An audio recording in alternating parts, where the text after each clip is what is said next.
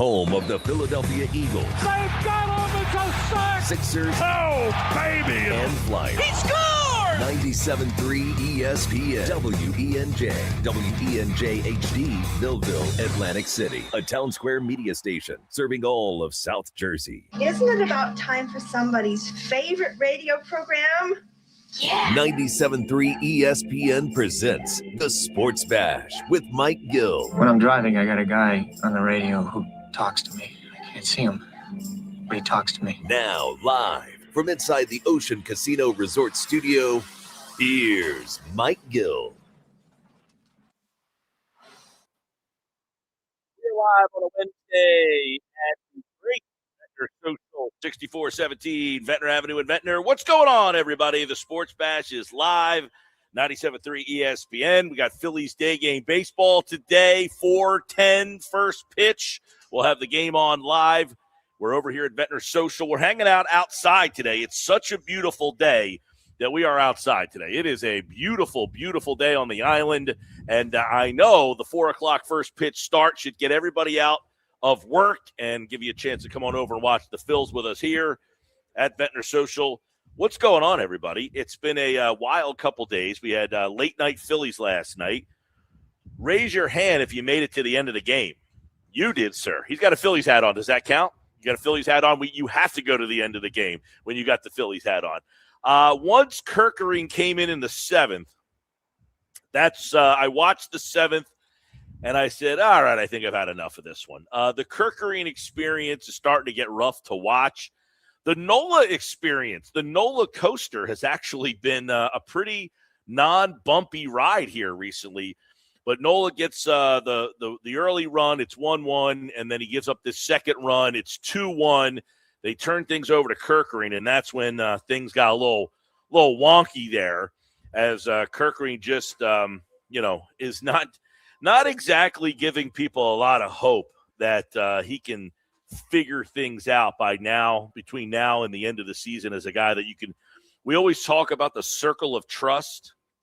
I don't think that he would be in my circle of trust in terms of the bullpen right now, but we got a lot to get into on that front. We are busy today. We've got Phillies at 4. We had Eagles open practice last night. I do want to get into that as well.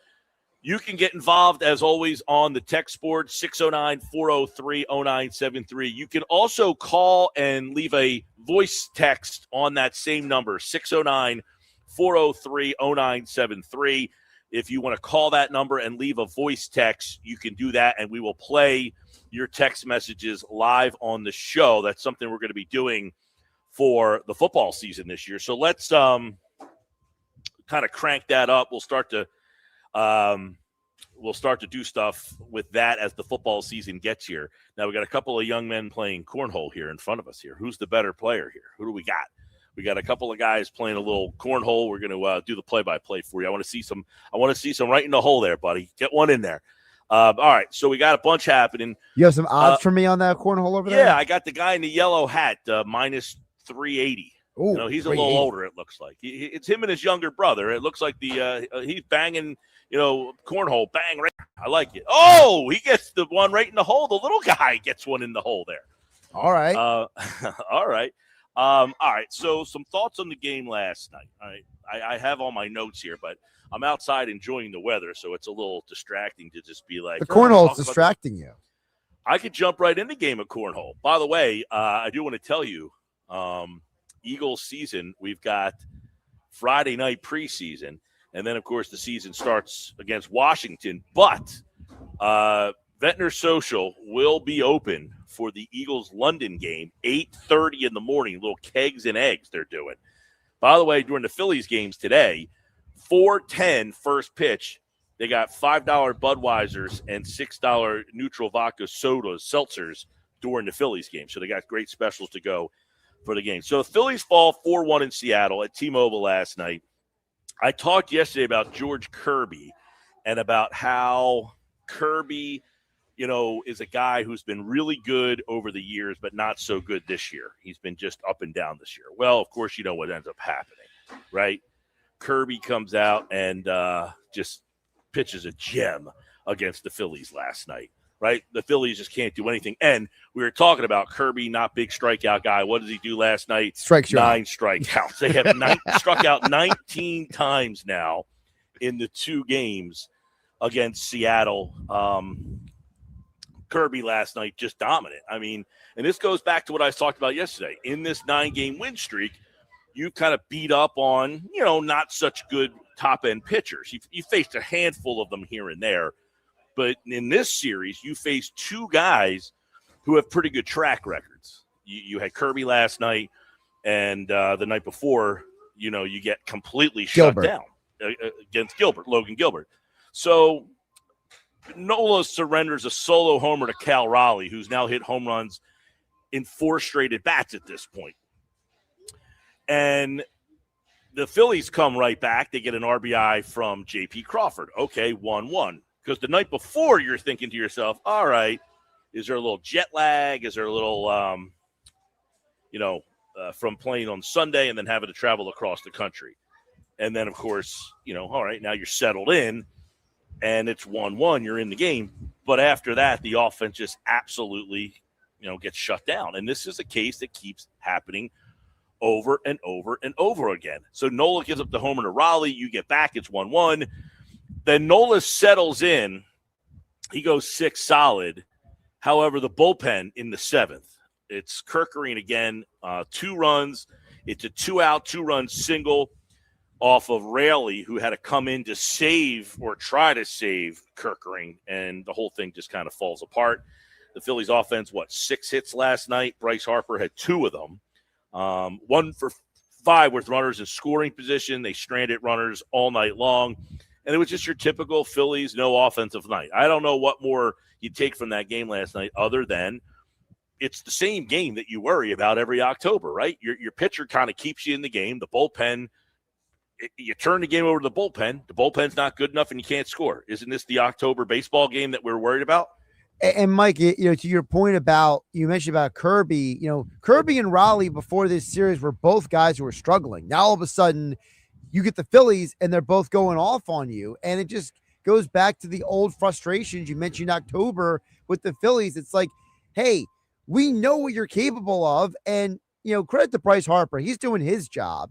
But, Schwarber, I don't know what is wrong with him. He had a rough night at the office. Turner, he continues to be basically a lost cause.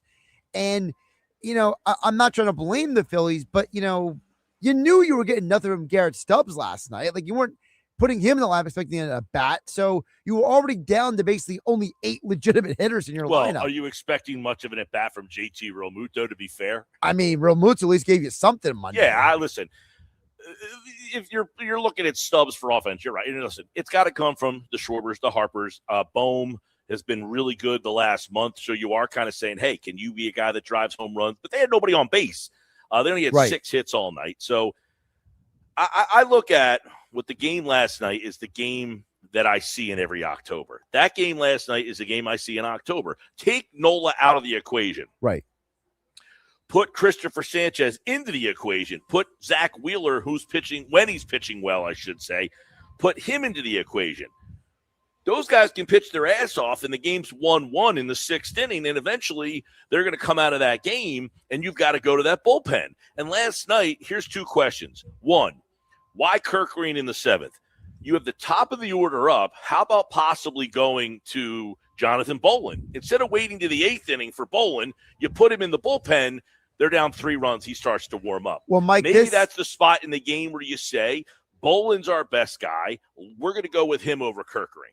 Mike, do you think this kind of goes back to the conversation you've had before about the Mattingly versus Rob Thompson thing, where, Rob Thompson, remember his whole thing was, I got to bring in my best guy in the most important situations in the game. Mattingly hasn't always done that. Do you think maybe this is maybe an example of the flaw in Mattingly's armor? I don't know. I mean, I just don't think that Mattingly right now, or the Phillies, I'm not blaming Mattingly so much as the Phillies. I don't think they have a circle of trust yet. We don't have a circle of trust. Why would they? Right? Right. I mean, if you're asking me who's in my circle of trust, I don't have anybody in there. I mean, I would like it to be Alex McFarland. They don't seem to be ready to give him, like last night. Would that have been a spot you would say, you know what, McFarland? go out there and see what you can do. Go out there in the 7th inning. It's a one-run game. See if you can keep it right here. Instead, he goes with what he knows, which is Kerkering.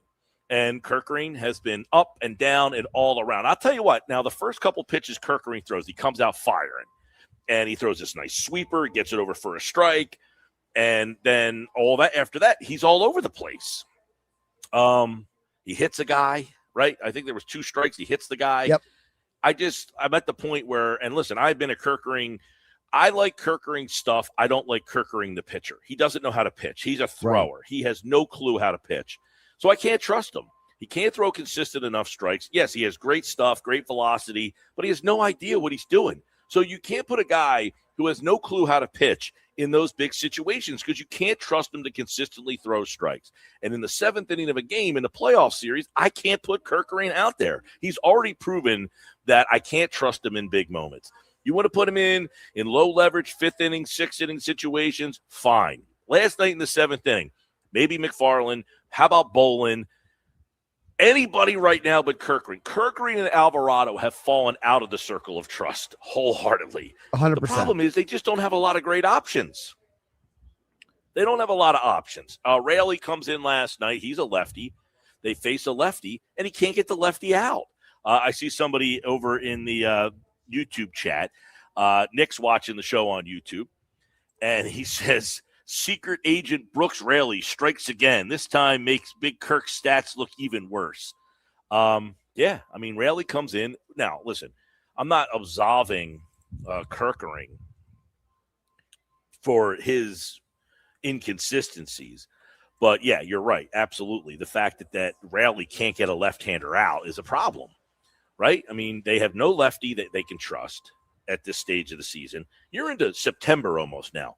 And you can't trust a left-hander to get anybody out. I mean, what do you do in that situation?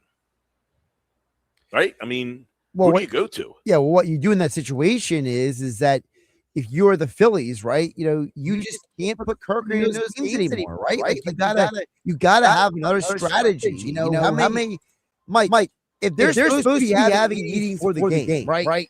Don, Preston, Mattingly, Dombrowski, whoever's in those meetings. Is it part of that meeting got to be guys? We can't go to Kerkering in these situations anymore. Well, that's where I can't blame Mattingly as much because I don't know who is determined ahead of time of, hey, we're in the 7th inning, we're down a run, we're going to go to this guy. Or we're in the 7th inning and we're up a run. You know what I'm saying? Like, I don't know. I mean, if you want to blame Mattingly, if you want to play old school baseball, then I blame Mattingly in that situation. I'm not going to sit here. I didn't do it to Rob Thompson. It's not fair to do it to Don Mattingly either, just to come right out and say this is all his fault. He has no idea what he's doing. But for this, I know a lot of fans would like to point the finger at the manager in these situations, and I wonder how many people are looking at Mattingly and saying, why do you continue to go to Kerkering? Is that fair or unfair? I think it's more than fair because at some point the Phillies got to stop this shenanigans where you basically have a team where you know who you can and can't trust. And if you know that Kerkering is going to keep having these reliability issues and whatever's going on in his mind, I mean, you hit a guy that you could have struck out. Like, there's obviously something going on with him. So why do you keep putting him out in this situation? There's not something going on with him. It's not like there's just now something going on with him. Kerkering has been a guy that you can't trust since he's been here, okay? I mean, it's not like all of a sudden something's going on with him. No, he hasn't been a reliable guy since he got here. What stood out to him, to me, was his stuff. Here's a guy who had great fastball and great off, his slider when it was working. The problem is he has no idea how to pitch. So I have gone from a guy who said, hey, I really like this Kerkering guy's arm to I don't trust him a lick. He is one of these guys who probably said, oh, my velo, and is enamored by how hard he throws, but has no clue how to pitch. And unfortunately, the baseball world is filled with the guy who cares more about how hard he pitches or how hard he throws than actually knowing how to pitch. Kerkering doesn't know how to pitch. He has no clue how to pitch. So I'm done with him. Get him out of there. The problem is they just don't have a lot of other options. No, they don't. Arm talent his arm talent is enough for them to keep giving him opportunities. That's the problem. Same with Alvarado. Alvarado's stuff, his arm talent is enough for them to keep him around because they just don't have other options. Well, Mike, the other problem is that don't forget, you traded to get a guy in Caleb Killian who you thought was going to help your team, and he ain't here to help. So you're down already an arm as well. Yeah, well, there's nothing you can do about that. You try, but the thing is, you identified that you needed more bullpen help. You made the trade, and then the trade doesn't work out because the guy ends up getting hurt. So you did acknowledge that, hey, what we have is not good enough. Now, I don't know that he was going to be good enough either. That's the problem. I mean, I don't think that Caleb Killian was going to be an eighth-inning ace that could pitch you into these situations where you know that you have a lockdown guy in the eighth inning. No, but at least if you had another option to go to not named Kerkering, maybe it would help. I don't know if it would or not, but at least it could maybe, possibly, hopefully. Well, I don't think anybody would argue that they got bullpen problems. And last night's game, again, it's the playoff game that we talk about all the time where it's 1-1, 2-1 late in the game, and you have to get the starter out of there finally, and that's the game. That game last night was every playoff game that they've lost over the last couple of years.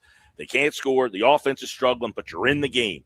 You need the one big hit, and you need the one big hit, or you need the one guy to hold the game in the sixth or the seventh inning, and they can't do it because the bullpen just doesn't have enough. And then not only do you give up the third run and the fourth run, now you're down 3 runs, and there's no pulse after that. The offense just completely goes dry. So can the offense break out of late game quiet spells is something where the other day they scored 6 in the ninth, and now they have been absolutely silent since then. After tying the game in the second inning, the offense completely stalls out against Kirby. And then the high leverage arms of the Mariners bullpen. They had a couple of middle inning opportunities. They just couldn't get anything going. And it goes back to you let Kirby work you as well. I mean, this is a guy you mentioned earlier. He has not had a great year. But what does he do?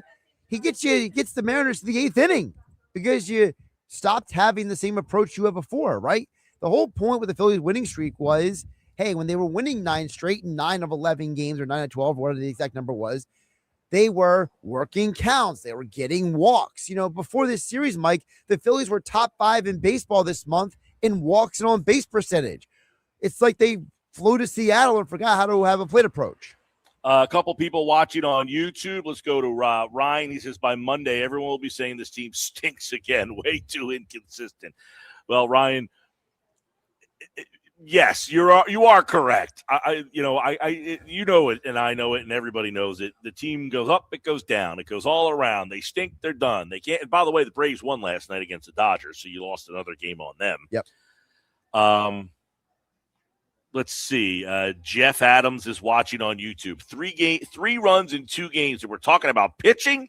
This lineup always gets a free pass from the media. Jeff, that's an idiotic comment. This offense stinks. We know it stinks. They're not getting a free pass. They're not getting a free pass at all. The lineup's no good. Who is this media giving the Phillies a lineup or free pass? Get out of here. The lineup has, I mean, you can't keep talking about it for 4 years now. The lineup has not been good for 4 years. It is up and down. It's so inconsistent. Everybody knows that. No one's giving them a free pass offensively. Now, what we would say is, in the game last night, I didn't say that they're getting a free pass. What I said was, it's the game that they lose every October. Right. The game where the team can't score, right? They don't score, and your pitching, your starter keeps you in the game. So it's not a free pass. It's what we know who they are. We know that the team just does not have enough offense. Noah, Bohm is hitless since Mike returned from Jamestown. That is true. I wanted Bohm sat. Then he goes crazy. Now I'm back. It's all your fault, Mike. Yeah. Evil Empire's watching on YouTube. Kerkering is the right-handed version of Strom. Time for him to go. Listen, they moved on from Strom. and that was the right move. Kerkering's younger than Strom, so you were hoping that he would evolve as a pitcher, but I'm out on him. Yeah, it's just not happening. No. And they don't listen. They don't have a lot in their system. McFarland is the one guy, but at this point, you need to find out in the month of September if Alex McFarland can be a higher leverage pitcher for you. Mike, what do you think the apprehension is with McFarland? Good question. Don't know. Maybe command, control, but guess what? You've got to find out. You've got to find out if he can command and control. But you know that Kerkering, it just isn't it. He has not taken that next step from guy with arm talent who can dazzle at times to consistency. Right. It's all about consistency, and I think that's what they wonder about McFarland too. I'm taking the month of September if I'm the Phillies, and I'm trying to find if I can get some consistency in the bullpen. I mean, from McFarland. Because I got to be able – like, Bolin, do we really trust Jonathan Bolin, by the way? No. Of course not. No one in the right mind. Listen, Mike, I go back to what happened last week. You know, there was that play in the 8th inning when Bolin came in, and that ball goes down the foul line, and Marsh jumps almost into the stands to bring it back. And the camera panned back to Bolin, and his face was like, thank God he caught that. Like, the anxiety on the young man's face. And, like, you know, Oscar brought up to me last week, I know he'll probably bring up again today on Phillies Fastball. You know, Bolin, he does not have the background as a high leverage guy. So now you're asking him to go in high leverage situations, and it's not that maybe he can't do it, but he's just not used to it, man. You can tell in his body language. No, and you're right. You the lack of consistency in that 8th inning is going to be a major problem. So to go back to the guy talking about, you know, why is the offense getting the pass? They're not getting the pass. It's just we're used to that. The bullpen, the high leverage bullpen spots are just not defined, and we're into September now, almost. Yeah. 609-403-0973. Eagles open practice last night. A lot of thoughts on that. A lot of thoughts on that with this offense. All over the place. Lemon with the touchdown, but pretty much a non-factor for most of the night. Hurts, very inconsistent. Got a lot of questions for Mosher today for Football at 4 with that. So we're going to get into all of it. McGarry coming up on the other side. We will certainly get his thoughts on this Phillies 9-game win streak comes to a close. Now 2 straight losses. Some of the big things is bullpen. How about Nola, though? I do think we got to start to wonder if Nola has found some consistency that is useful come playoff time. We'll get into that as well. We're live at Ventnor Social, 6417 Ventnor Avenue in Ventnor. Now, we're outside today. We're sitting right out front. As soon as you come to Ventnor Social, we are outside. Watch the Phillies game outside. I mean, there's the upstairs, which is open, but we are outside downstairs. They got a huge, that's got to be like an 80-some-inch television on the wall over there for this Phillies game today. Plenty of stuff going on inside as well, but we wanted to be outside with the beautiful weather today. So we're outside, and come and see us at Ventnor Social, the place to watch every Phillies game. And today for the Phillies game, $5 Budweiser, $6 neutral vodka seltzers. So stop out for the Phillies game. 4:10 first pitch. We got fastball at 4:30. We got football at fastball at 3:30. We've got football at 4 with Geoff Mosher. Dave Gallagher at 5 o'clock. You're going to talk a little bit about what he sees from Trey Turner, the problems that he's having right now, and whether that is something that can get turned around. We are just getting started. We're live at Ventnor Social, 6417 Ventnor Avenue in Ventnor, here on the Sports Bash on 97.3 ESPN. It's the Sports Bash with Mike Gill. And I am the voice of the voiceless. On 97.3 ESPN and the 97.3 ESPN free mobile app.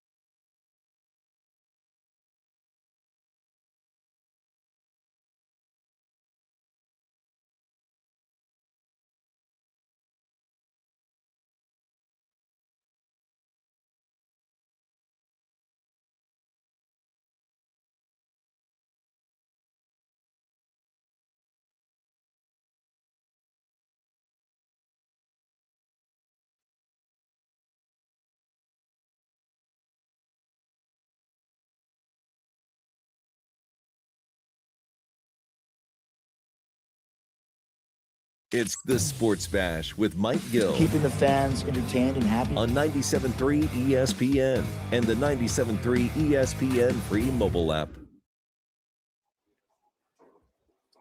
All right, Phil's at 4:10 today against the Mariners. You can check it out right here at Ventnor Social, the place to catch every Phillies game. They got $5 Budweisers, $6 neutral vodka seltzers for the games, all Phillies games. And don't forget, they'll be open for the London game, 8:30 in the morning when the Eagles take on the Jaguars. That is week number 5, I believe, for the Eagles and Jags in London.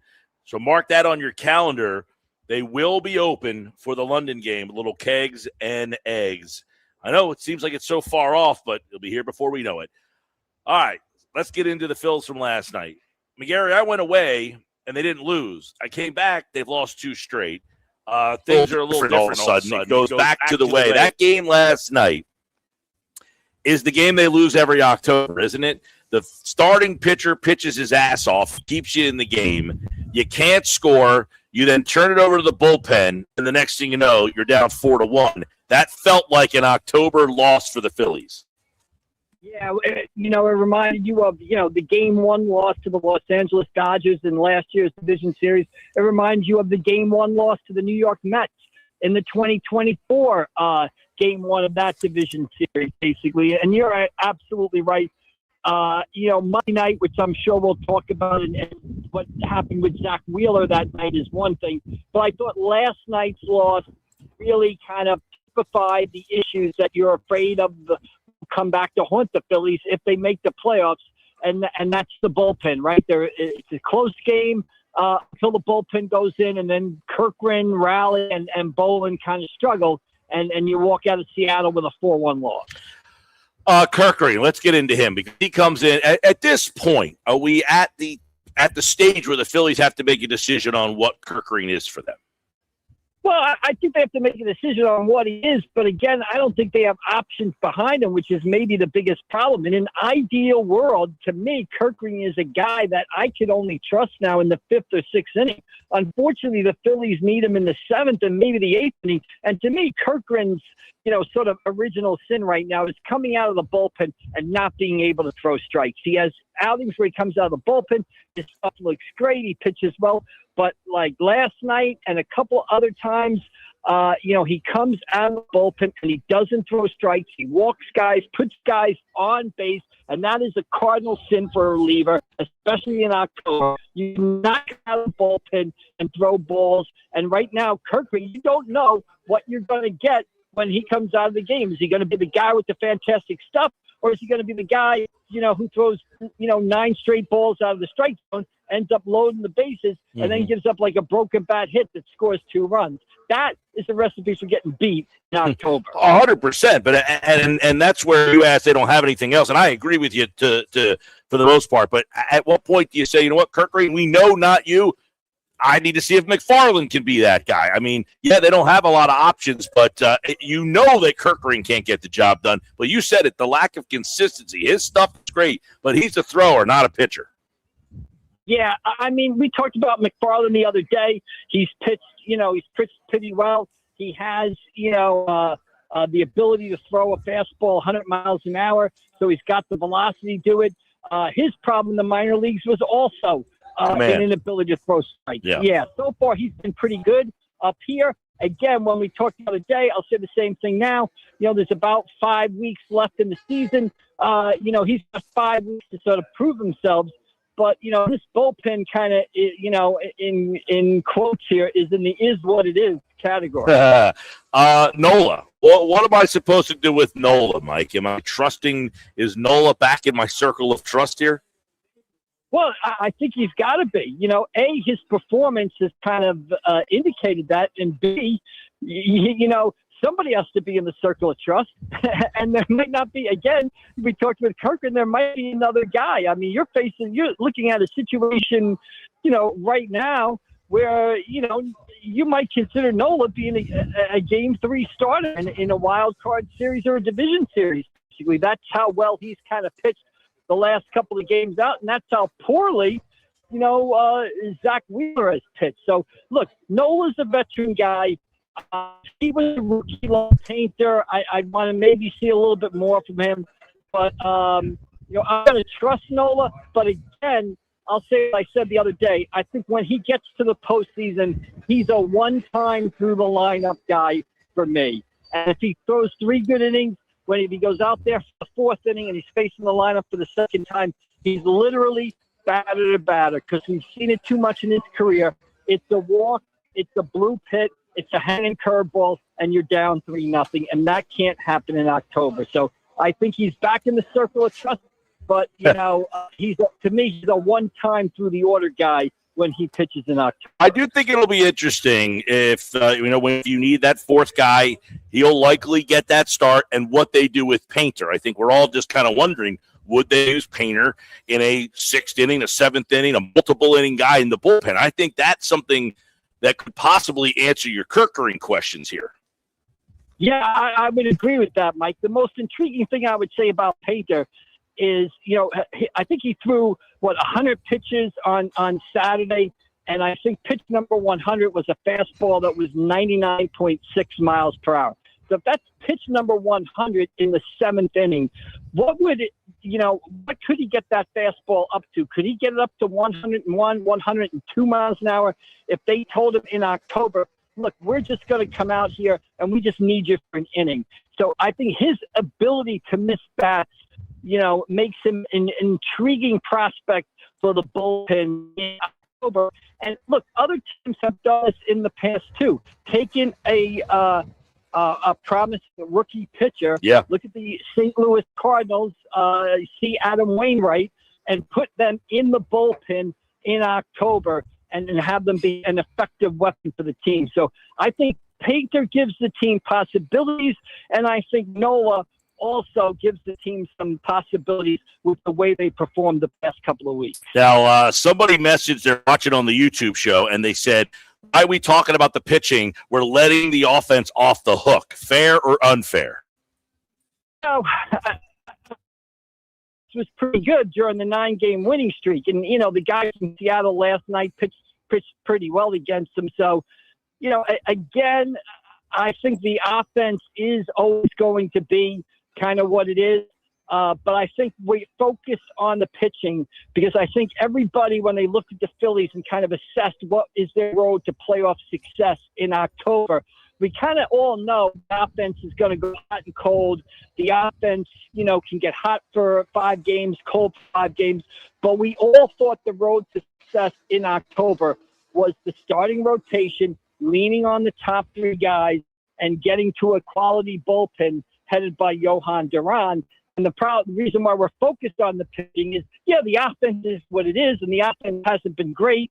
But it looks to me like the starting rotation, which we thought the Phillies were going to be able to count on in October, looks a little shaky all of a sudden. That's why I think it's getting a lot of attention. That and the fact that Zach Wheeler was basically throwing back practice Monday night. Yeah, well, I'll tell you what, if Wheeler doesn't turn things around, you can say la vie this season. They need Wheeler and Sanchez at their best. You'll get Luzardo today, and he has been, I don't know, you can make a strong argument that he is maybe the most consistent guy. You take away, I know it's hard to say take away that scoreless streak that Sanchez had, but you might say the big picture that Luzardo might have been your best guy from start to finish.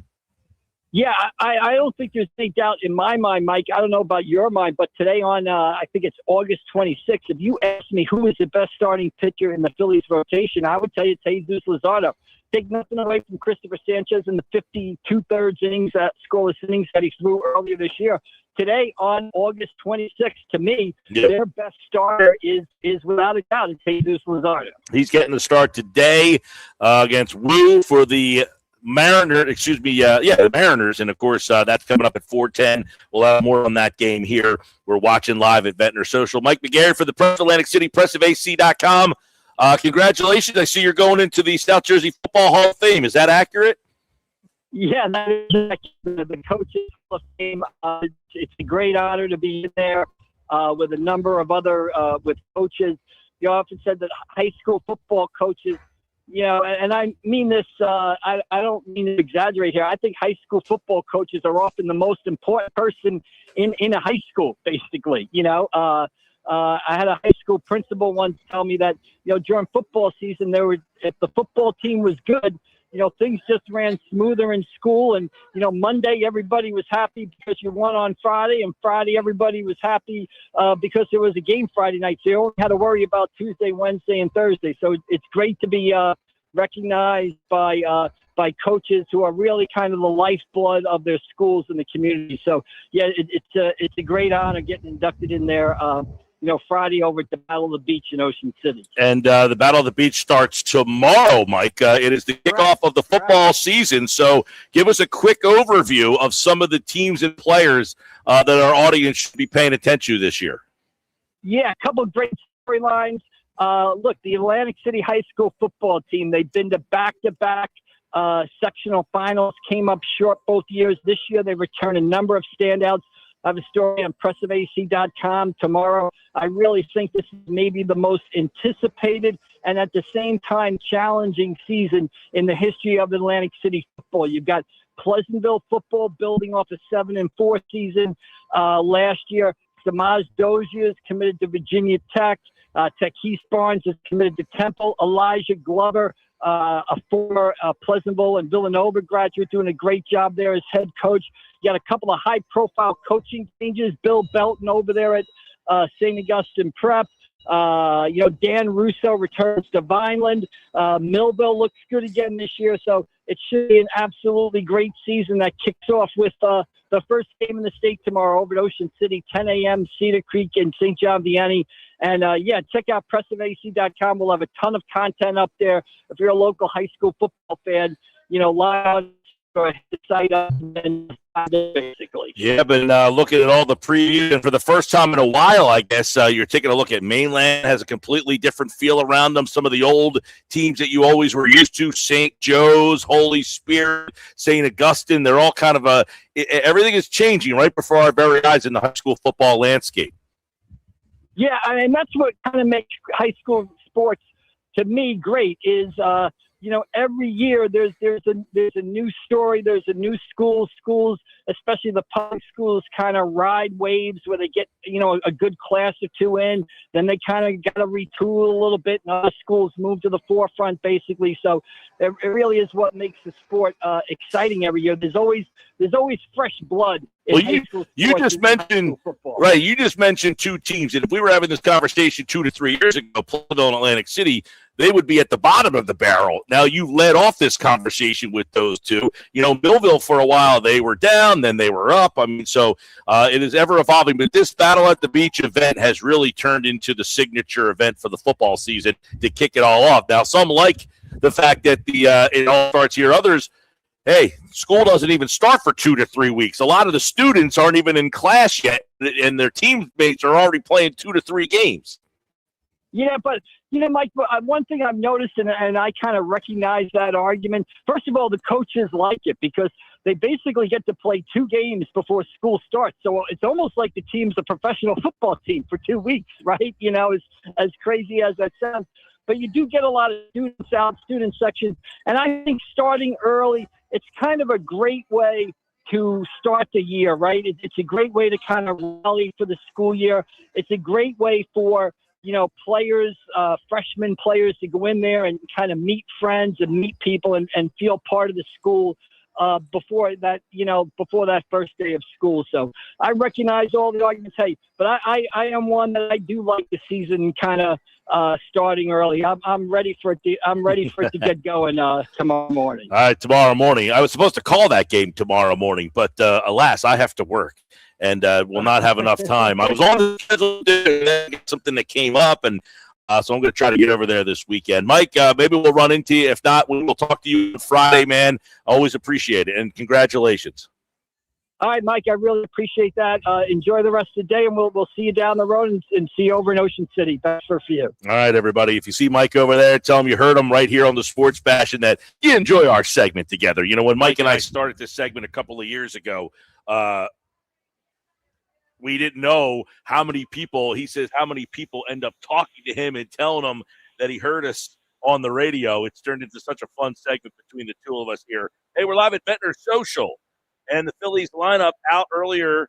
Here it is, and it's brought to you by Chachi's 13th floor above Rafici's in Absecon.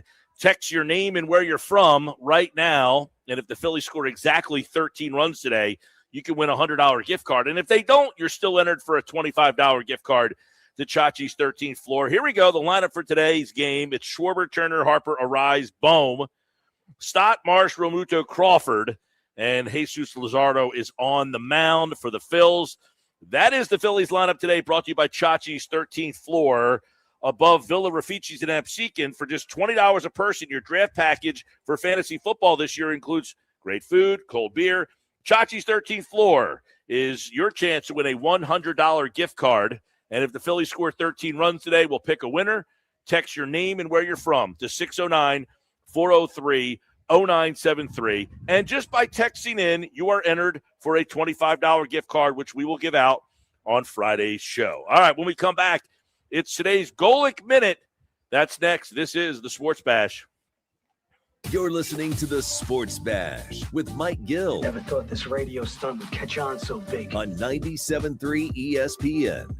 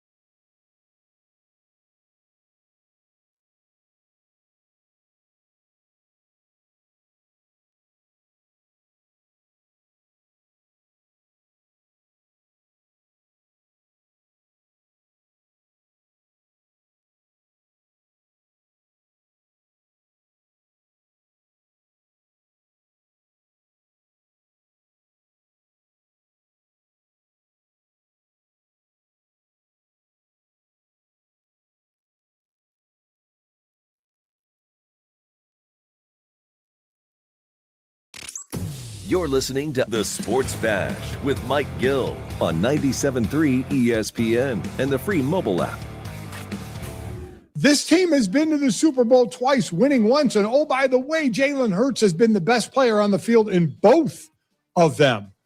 But whenever you talk about Jalen Hurts and Sirianni, remember Sirianni used to call the plays, and he gives up the plays. Now Sean Mannion is going to call the plays. The bottom line to me, though, with this team is they need to get the running game going again. 2 years ago, when Saquon Barkley had over 2,000 yards, they were second in the league in rushing. Last year, they were 18th. O-line injuries, Lane Johnson, Landon Dickerson, both were nicked up. Others were nicked up at times as well. That needs to be a healthy unit because it is one of the biggest and best in the league when they are healthy.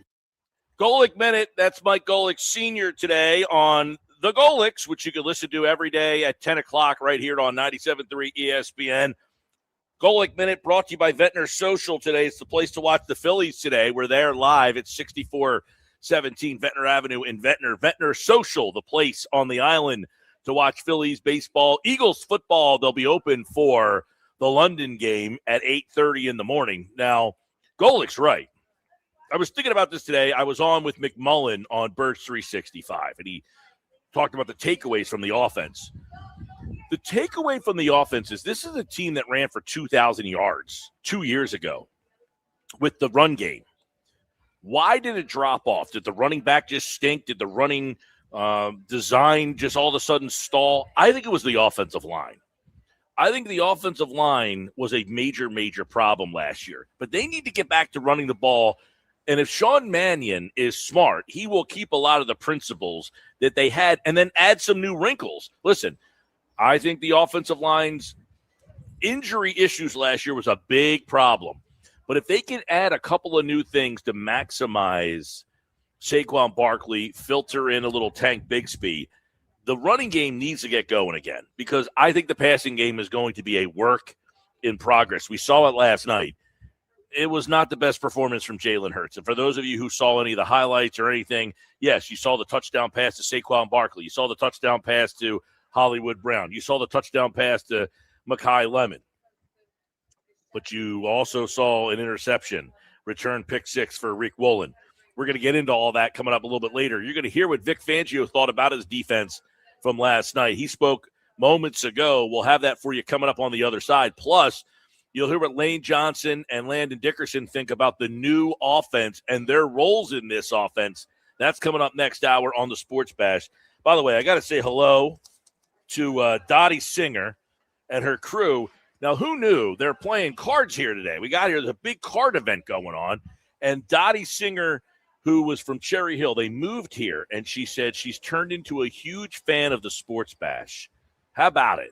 She lives in Margate now, and they're all here playing cards for some sort of event.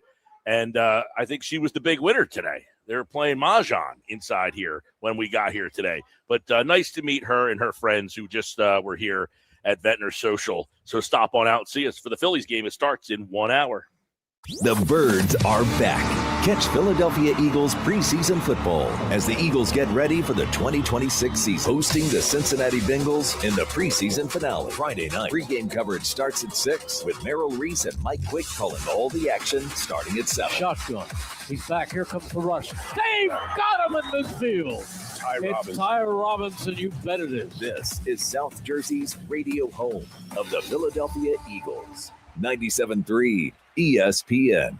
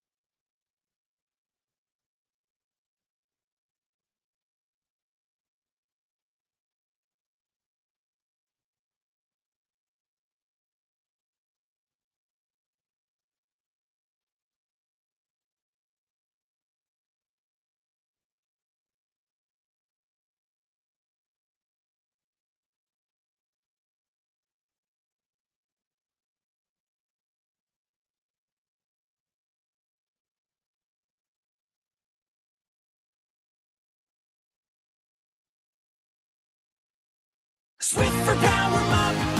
I have a dare for you. After you use your old mop and bucket, put on your whitest socks and walk across the floor. Now look down. What's that gray stuff on your socks? I used to have that too, until I switched to Swiffer Power Mop. Swiffer Power Mop breaks down and locks away tough messes. Take the dare. Try Swiffer Power Mop. White sock approved. The smarter way to clean your floors. It's time to make the swap.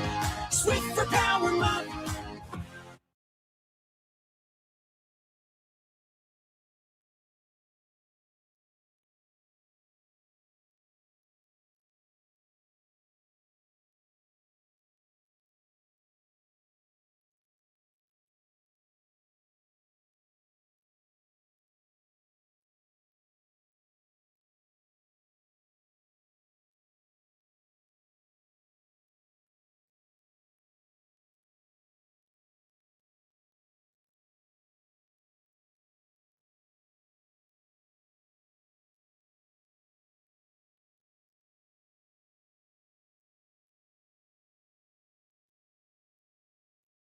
Every year, summer ends and the kids go back to school. This year, I'm going back too, at My Computer Career. They'll help me get the skills and certifications that can get me noticed by top employers in months, not years. Now I'm on a fast track to a high-demand IT career where the rewards can finally match my value. Visit mycomputercareer.edu and take the free career evaluation today. That's mycomputercareer.edu. It's never too late to go back to school. Financial aid is available to those who qualify, including VA benefits.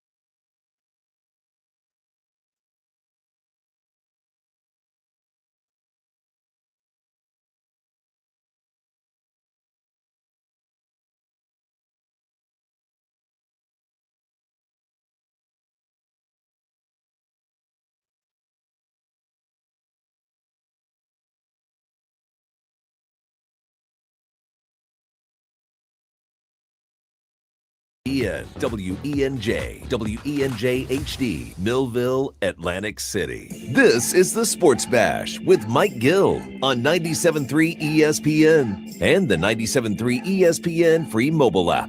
Now live from inside the Ocean Casino Resort Studio, here's Mike Gill.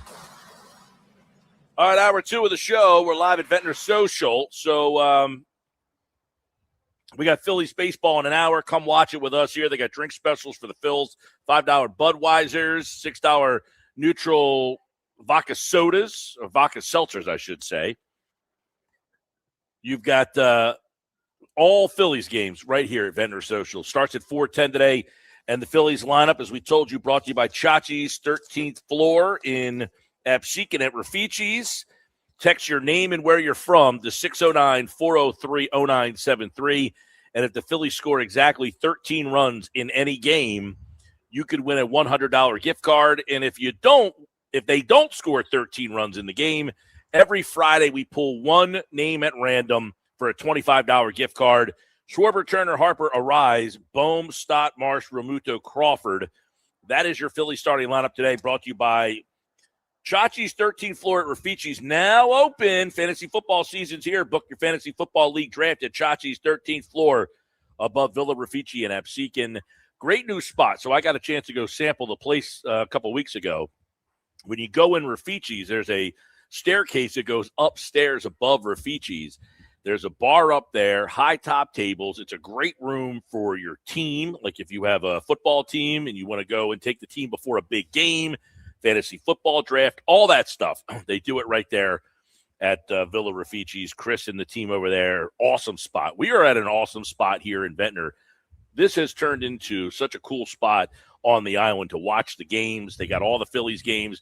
And for the Eagles London game, they're going to be open here starting at 8:30 in the morning for the London game. So if you're thinking about what am I going to do, you know you want to be up bright and early to get a little kegs and eggs going. They're going to have it here at Ventnor Social, 6417 Ventnor Avenue in Ventnor. Well, the Eagles last night, they had their the open practice at Lincoln Financial Field. So you got a chance to see a little bit about the offense. But what did Vic Fangio think about his defense? He spoke moments ago, and here it is on the Sports Bash.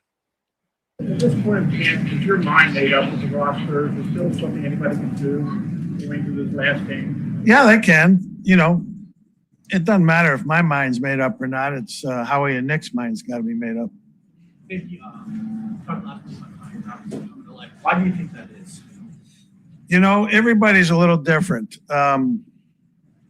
But you see it every year that some guys, they're struggling. And just something happens that they're able to turn the corner a little bit. And just so happened that it was him in the first preseason game, and he carried it over to last week, and hopefully this will continue. Now he's got to be able to do it against the frontline players too. This battle at safety with Epps and Carter, any closer to? No, it's close. It is close. Michael has been doing a good job back there. It's just all new to him, and we need to get him more exposure, which is hard to do. But I do think Michael eventually can do it. Now that we're at the end of camp. What's that? Now that we're at the end of camp, how would you assess Reed's summer? Overall, good. He's had his moments where he can get a little sloppy. We need to eliminate those, and hopefully once the regular season starts, that will happen. But we like him. I like him a lot. I like the player. I like the person. I like being around him, and I like coaching him. How do you think about Maximus and Josh and where they play? Who? Max and yeah, good. I think those guys, going back, to your question there, they're still alive, and this game will mean something to them. I was going to follow up on Reed. We all know about his his press ability. How's he adapted to playing more zone and specifically, your kind of match zone? Yeah, I think he's done well. You have our offense in particular too. You have to play off a little bit more. Because they'll stack and bunch people. And so it's been a good camp for him in that way. But he's getting better at it for sure. The safety situation, is that something that could go right up until game day? Go up until when? Game day before you decide who's game day of the first day? Yeah. No, we'll decide before then.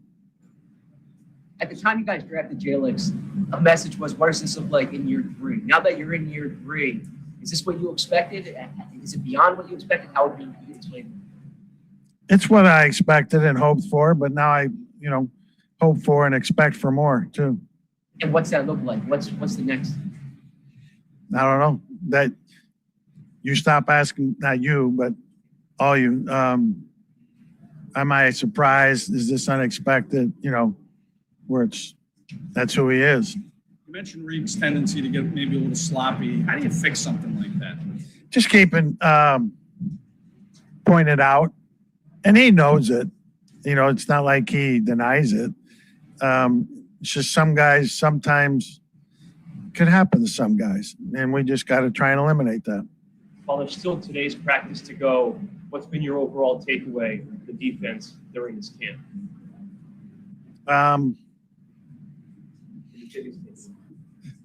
It's been a good camp.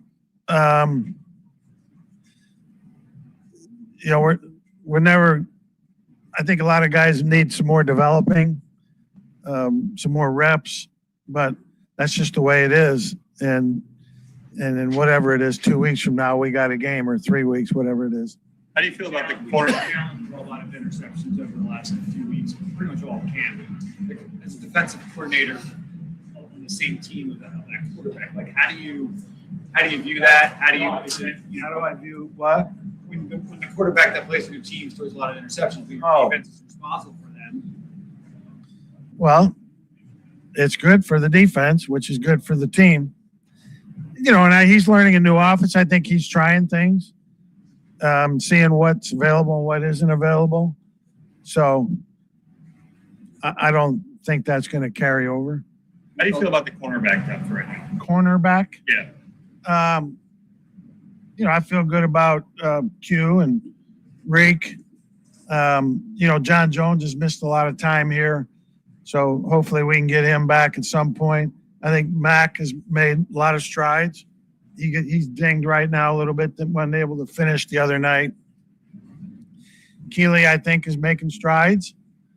And, those are the 5 main ones, and plus the guys that are competing for the 6th spot. Nick, Andre Sam's been here for a while now. What's your assessment of his third training camp? It's been good. He knows our defense from the safety position. He's reliable in that regard. He's trustworthy, and I think he's a guy that's will have a spot somewhere along the line. But we like him. Seems like Ty Robinson continues to come on. Has he earned a spot in your defensive tackle rotation? Yeah, he probably has. I mean, when you say rotation, I don't know what that means, meaning how many plays that means, but yeah. Jordan left a little early last night from practice. But he came back. Yeah. When it comes to his last few roster spots, obviously I'm sure your voice is taking into account. But historically, what have you found that you value in those last few different guys that are on the defensive side? And how much does special teams factor in what kind of decision that you get to make with defensive players? Yeah, the special teams does play a factor. The last few spots are always a story in and of itself. It might be a guy that's not ready to play, and you might not think he's ready to play the entire year, but you want him. Sometimes that happens. Sometimes it's a guy that you think can help us in a pinch, if we need it. As I said, special teams is a big thing. Just numbers, too. There's minimal numbers you need at every position.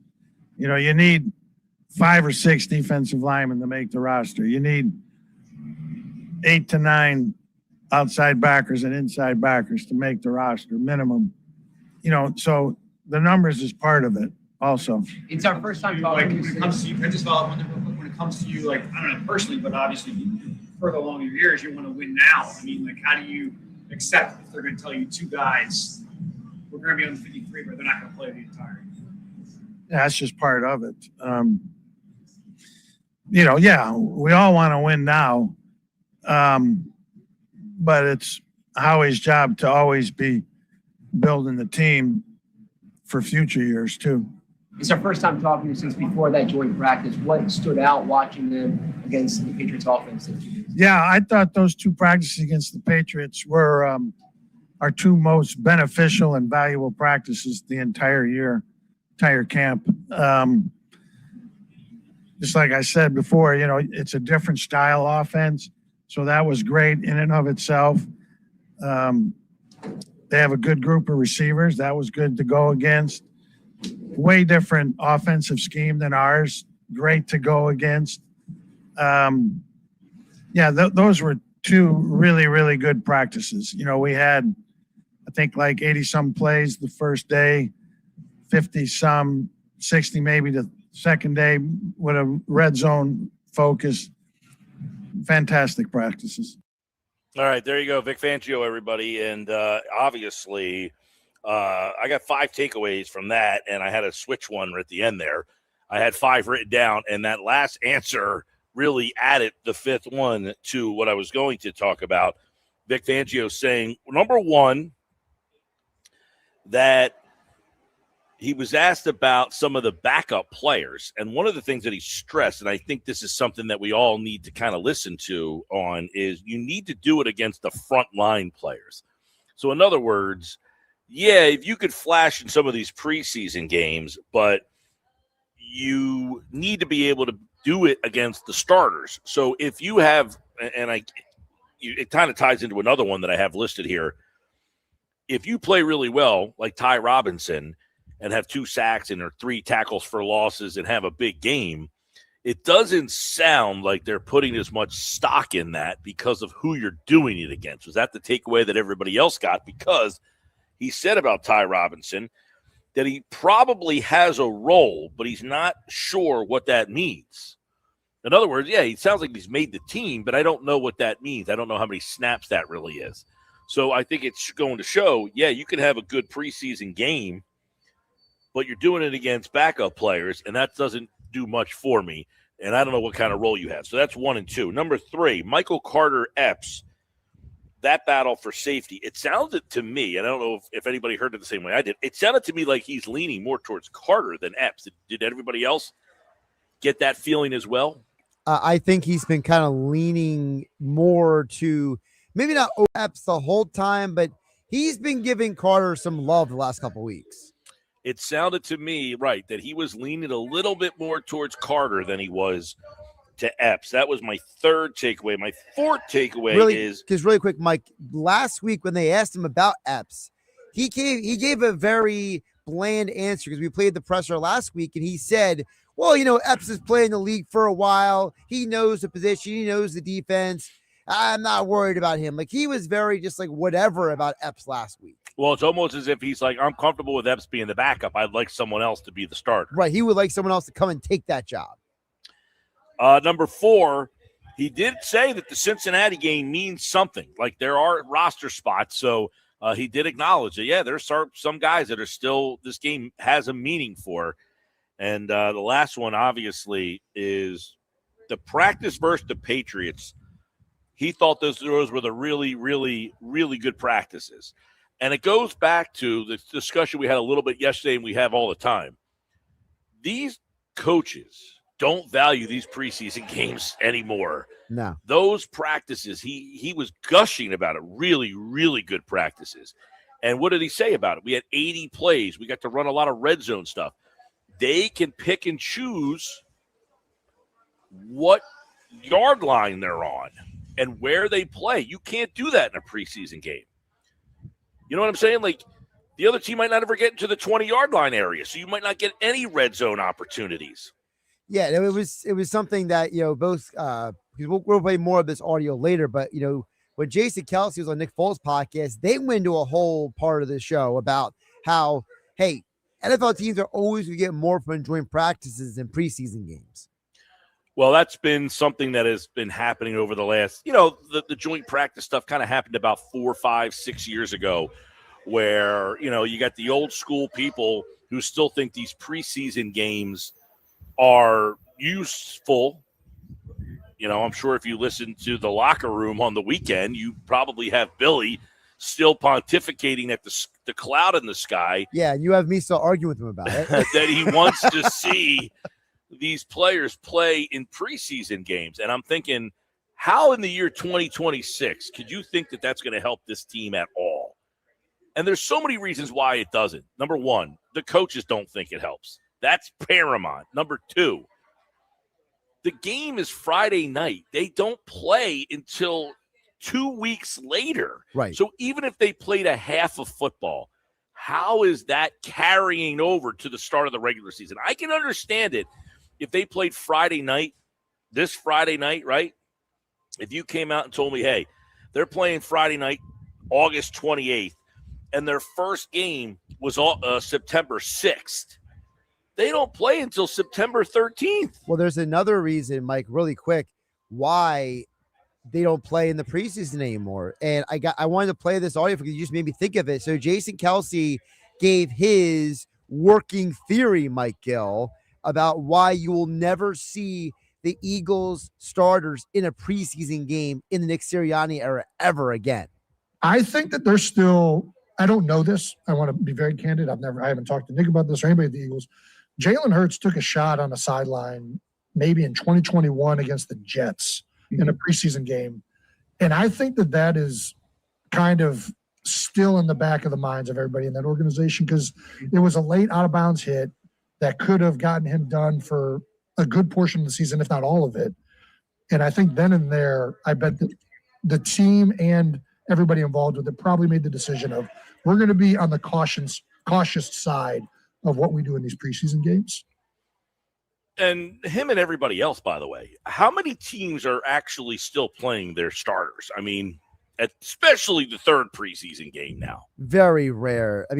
I saw a couple teams have their first team offenses out there in week 2, but very few.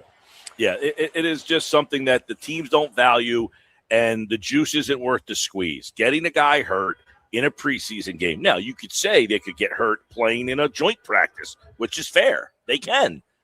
But they're going to say, if I'm going to get hurt in a joint practice versus a preseason game, at least I can set the down and distance. Right. It's also a controlled environment where a lot of times, there's kind of like an agreement, where it's like.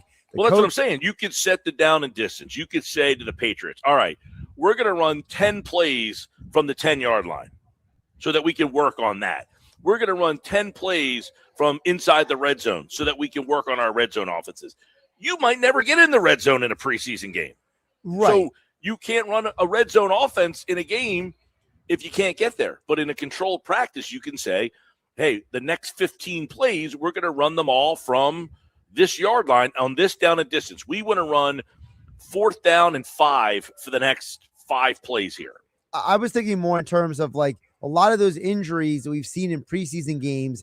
It's guys who are trying to make the roster versus guys who are already established. So there's almost like an agreement where both sides understand, hey, we're not here to go crazy. We're here to just do our job. They don't let the guys who are trying to make the roster go and chase Jalen Hurts around in a joint practice. Well, a lot of times, too, though, it's what Vic Fangio just said. You got to do it against frontline players, and that's the one problem. The players that are trying to make this team aren't playing against frontline players. Correct. So they don't get the opportunity to show what they can do against frontline players. So it's kind of the yin and the yang here. Like, how can I do it against frontline players if they're not out there? So that's another thing. But that was Vic Fangio, always very candid, and I thought he gave us 5 key points and takeaways there during his media availability today. I know 2 guys that are going to be keys this year. Landon Dickerson, and he actually did not appear last night, correct? And then Lane Johnson, who removed himself from the game last night. They were recently on a podcast talking about the new offense. Yes, they were on the Greenlight podcast. Former Eagle Bo Allen was at training camp last week and sat down with the big boys. And he asked them about their initial takeaways so far of learning this new offense. Let's first hear from Landon Dickerson.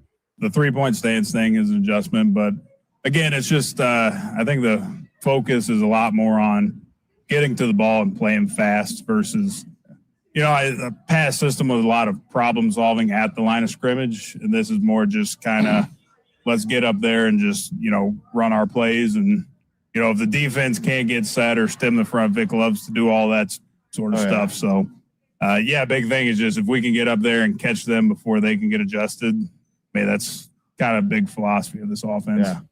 So, the other night, one of my takeaways from the Eagles game, I was talking about this yesterday or maybe Monday, was I saw Lane Johnson had a sideline interview during the game, and they asked him about the new offense, and he kind of was like, yeah, it's different, all right. You could hear it from Landon Dickerson there as well. 3-point stance, something that they didn't do before.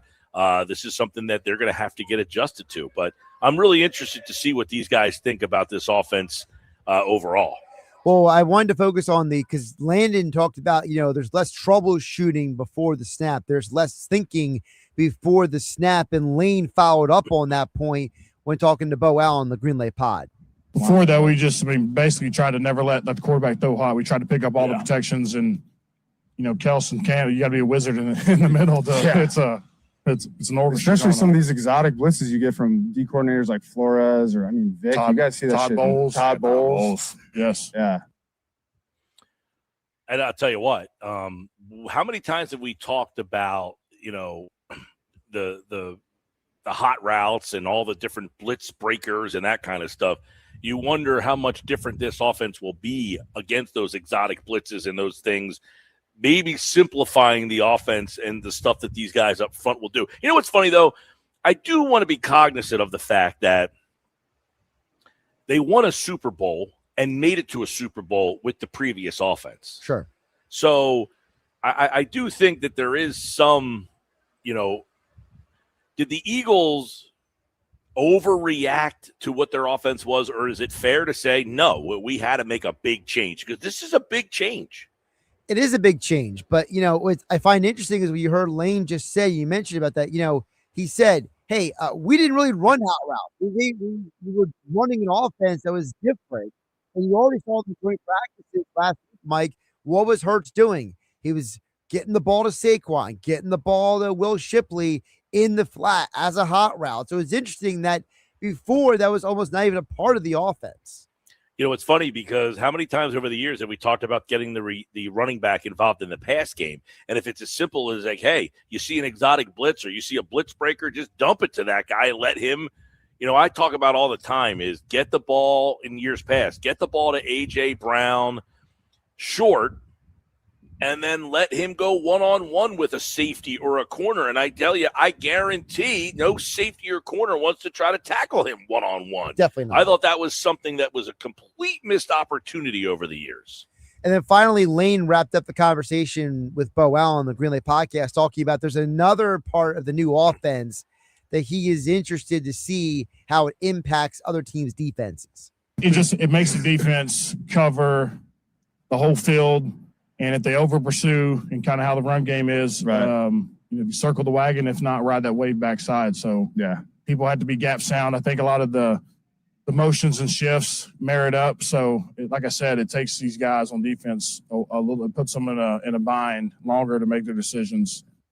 Well, and we were discussing this either yesterday or maybe Monday in that the receiver room now, before you had two guys, and I think the other team said, hey, listen, we got to do everything we can to stop those two guys. And it felt like the Eagles just could never come up with something for the third guy. They just couldn't get a role for Dotson. They couldn't get a role for anybody other than the two guys. Well, now it sounds like Wayne Johnson saying you got to be prepared for everybody on the field, whether it's the slot guy, the outside guy, the fourth receiver.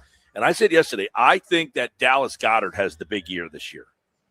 That's the guy that I'm thinking has the big year in this offense. We'll talk about it with Geoff Mosher, football at 4. Coming up on the other side, it is today's Phillies fastball. We'll see what Geoff and Oscar thought about the game last night. Plus, is it time to start trusting Aaron Nola again? And what kind of role could he have come playoff time? That's all still to come. We're live at Ventnor Social this hour of the show from Ventnor Social, 6417 Ventnor Avenue in Ventnor. It's brought to you by Broadleys Plumbing, Heating, and Air Conditioning, your trusted source for heating, plumbing, service, and installation. 609-390-3907, online, broadleys.net. They've got the games on here. Right now we got the Little League World Series going on, and I see my buddy Chuck Mars says, hey, Mike, welcome back. Congrats on the great run in the World Series. You made South Jersey, Babe Ruth proud, from South Jersey Commissioner Chuck. Yeah, Chuck, we appreciate you watching and let me know. Chuck was a big factor. That's a whole other story of us even being in the World Series. So we appreciate Chuck chiming in. Good to be back. I had people here asking, how did we do? I said, well, we finished second. And people are like, that's amazing. It is very good, but, that was not our goal. We wanted to win, but it was still a fun summer. We had a great time, great support from the businesses in the area. As always, the families were outstanding, and I always appreciate being able to take off the time to go to the World Series. And I wrote an article today over at 973ESPN.com based on my trip and some of the food we had in Western New York. So check that out on the website, 973ESPN.com. When we come back, it's today's Phillies fastball. Oscar and Geoff will join me next.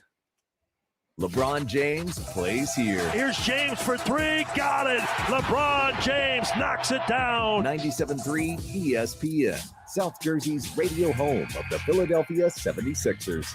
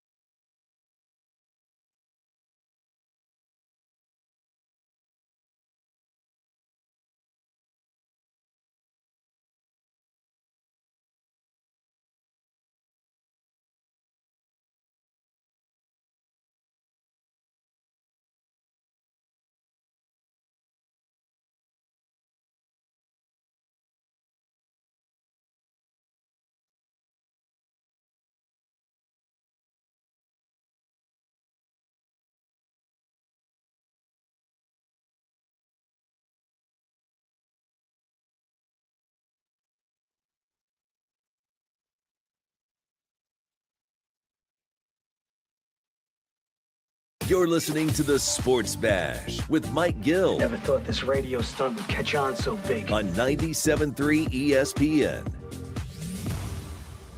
The 3 o'clock hour of the Sports Bash is brought to you by Broadly Plumbing, Heating, and Air Conditioning. Call 609-390-3907 or visit them online at broadleaf.net.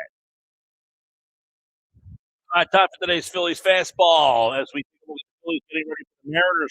We're look back at last night's game and some of the things that stand out about that loss. I got a lot of them. Oscar's here, and of course, our Phillies Fastball segment is brought to you by Ventnor Social. That's where we are today. We're outside doing the live show. They got a party going on upstairs. They got a lot of people hanging inside watching the game at 4 o'clock. We'll have that on outside as well. So if you want to stop out, beautiful breeze out here. And Oscar, last night, the game last night was the game that they lose every October, isn't it? The pitcher, the starter pitches his ass off. It's a 1-1 game. It's a 2-1 game. And then you got to go to the bullpen. The bullpen can't get an out. And then you're down 4-1, and the offense just has nothing. That's the game I see every October. That's I think that's a great point, Mike. I mean, Aaron Nola has been pitching out of his mind. I mean, it's incredible what this guy has done. Below 3 ERA in the month of August. But what you saw yesterday is what we've been seeing. I mean, what we saw when you were here looking at the Cardinals series. We cannot get the hits. I mean, we cannot hit. Harper is hitting, but nobody else is complimenting him. Arise didn't hit yesterday. I mean, look at Trey Turner. Trey Turner is on a massive, massive slump. He cannot get himself going. I mean, it's very, very unfortunate kind of that we go into. I get Monday, right? Monday, long trip, coming back. But yesterday, I mean, after that masterpiece that Aaron Nola threw, I mean, those bats needed to wake up, and they didn't. Yeah, somebody brought up the point that, I opened up the show talking about the pitching, and here we go. This one from Geoff. He says 3 runs in 2 games, and we're talking about pitching. This lineup always gets a free pass from the media. I don't know that that's accurate, Oscar. We've been talking about the struggles of this lineup for a long time. I mean, look, Trey Turner, 0-for-4. I think he's like 0-for. He hasn't gotten a hit in the last 3 games. I think he's 0-for-13 or some crazy number like that. I mean, he's just not himself. I mean, I'm telling you, to me, remember what we've been talking all along throughout the season. Our biggest frustrations was Aaron Nola and Trey Turner. Well, Aaron Nola has turned it around. We need Trey Turner to turn it around, and we're running out of time. I mean, that's the reality of it. Is this team going to probably make it to the postseason? Yes, but the question is, what are the holes? And to me, the 2 holes this team has is Trey Turner in the 2-hole, right? He puts them automatically in the 2-hole. And then the second issue you have is the issue of the bullpen, that bullpen is not ready for prime time. I'm glad you brought that up because I was going to ask you. You were calling games, I believe, when Turner got moved from the top of the order a couple of years ago. They moved him, I mean, way down. I think he was hitting 8th at one point. 7th, 8th. I mean, he slowly moved him back. Is it time for them to consider moving him out of the 2-hole? The question, Mike, is what do you do? Who you're going to bring to the 2-hole? Are you bringing Alec Bohm to the 2-hole? Because he's the only right-handed bat that can separate the lineup, and that is the issue you have. You don't have anybody. I mean, so I think by default you pick Turner. Now, I'm going to throw you something that could be interesting. I've seen for a while the possibility of bringing Harper to be the leadoff of this team. Should we go Harper, then Arias, keeping that 1-2 connection there, and then moving Turner and Schwarber further back, particularly if they're struggling? I mean, that's a big question. And the big question mark there is less about Turner, it's more about Schwarber moving him from the 1-hole. But Harper is like on fire, man. He got his own record now, on base percentage. I mean, or on base streak in games. I mean, he's hitting it in full cylinders, man. Well, I'll tell you, I do know there are people out there on the old Twitter platform that want Harper to hit leadoff because it would get him more plate appearances. And you want to put your guy up there, your best hitter, much like the Dodgers do with Ohtani. He's their best hitter. They hit him first. Yeah. I'm not anti that, no question. The problem, as you kind of mapped it out, Oscar, is they have so many left-handed hitters that happen to be their better hitters. You have to have a righty somewhere in there to break it up, and that's where Turner, it being just giving you nothing, is killing this offense. Yeah. And it's postseason, right? I mean, we need to start preparing ourselves mentally to the postseason of what this lineup is going to be. And look, we've seen this story before. I mean, we saw it. They got into this huge streak of 9 games. We're all excited. Great. They put themselves in a great position. Now, the question is, they're 5 back of the Braves already. I mean, the Braves have won the last 2. I mean, so it's like, and we got 7 games against them. I mean, are we going to catch up to the Braves? I mean, unless you sweep them, I mean, you won't be able to catch them. I mean, that's the reality. So it's a very, very streaky team. I mean, we saw it in May, in June, in July, in August. I mean, they're so streaky. It's just scary. Well, not only that, you got bullpen problems too. It's a game last night where if it's 2-1, maybe you can grind out a run here and do something. But the minute you put Kerkering in that game last night, I mean, at what point, Oscar, I know they don't have a lot of options, but at what point do you say, I'm done dancing with the devil I know, and it's time to see if anybody else can fail me? I mean, the question is who? And that is a bigger question in here. Who is that person that they I don't know. I would ask you, would you say, listen, I don't know what I have with McFarland. The guy's got a live arm. Maybe I'll give him that shot. I mean, he's really the only option, right? I mean, and they try. I mean, they tried. They brought him up the previous day. I mean, when the game was pretty tight. I mean, he made an appearance there. Look, I like his stuff. I like his makeup. I mean, he doesn't seem to be worried by the opportunity. I like McFarland. I love what he has done. But the question is, okay, you do McFarland. I mean, Alvarado has looked good the last few days. I mean, should you keep using Alvarado and just play the hot hand? I mean, it is a tough situation. I mean, we don't have a strong bullpen, and that's a reality. It's not going to be strong by the time we finish this season. And if you ask me, that's the biggest Achilles heel this team has to the postseason. Because remember, last night you turn that Nola pitches a great game. You turn that game over, and as soon as you go to Kerkering, it's 4-1. I mean, you can't have it. And then the other thing, Riley, it's not the first time we're seeing Riley every time he comes in, allowing the hit to score a run when it's a runner on base. So I think he likes clean innings. I mean, that's my take versus just walking in there and trying to save somebody else's. But I like this comment here from Nick. He says, secret agent Brooks Raley strikes again, this time making Big Kirk's stats look even worse. A lot of people think because he came from the Mets that he's like a secret spy. Well, it's not the first time we see it, right? I mean, he comes into a game and he allows a home run or he allows a run. I mean, it's the reality of it. But the question is, who are you going to bring out? I mean, Alvarado's the only other guy. I mean, I know Misa has been good in the month of August. I mean, maybe you start trying him further. It's just, look, it's a carousel, right? It's a carousel. I play the hot hand, but it's not the easiest of things. Another message from Noah says, Bohm is hitless since Mike returned from Jamestown.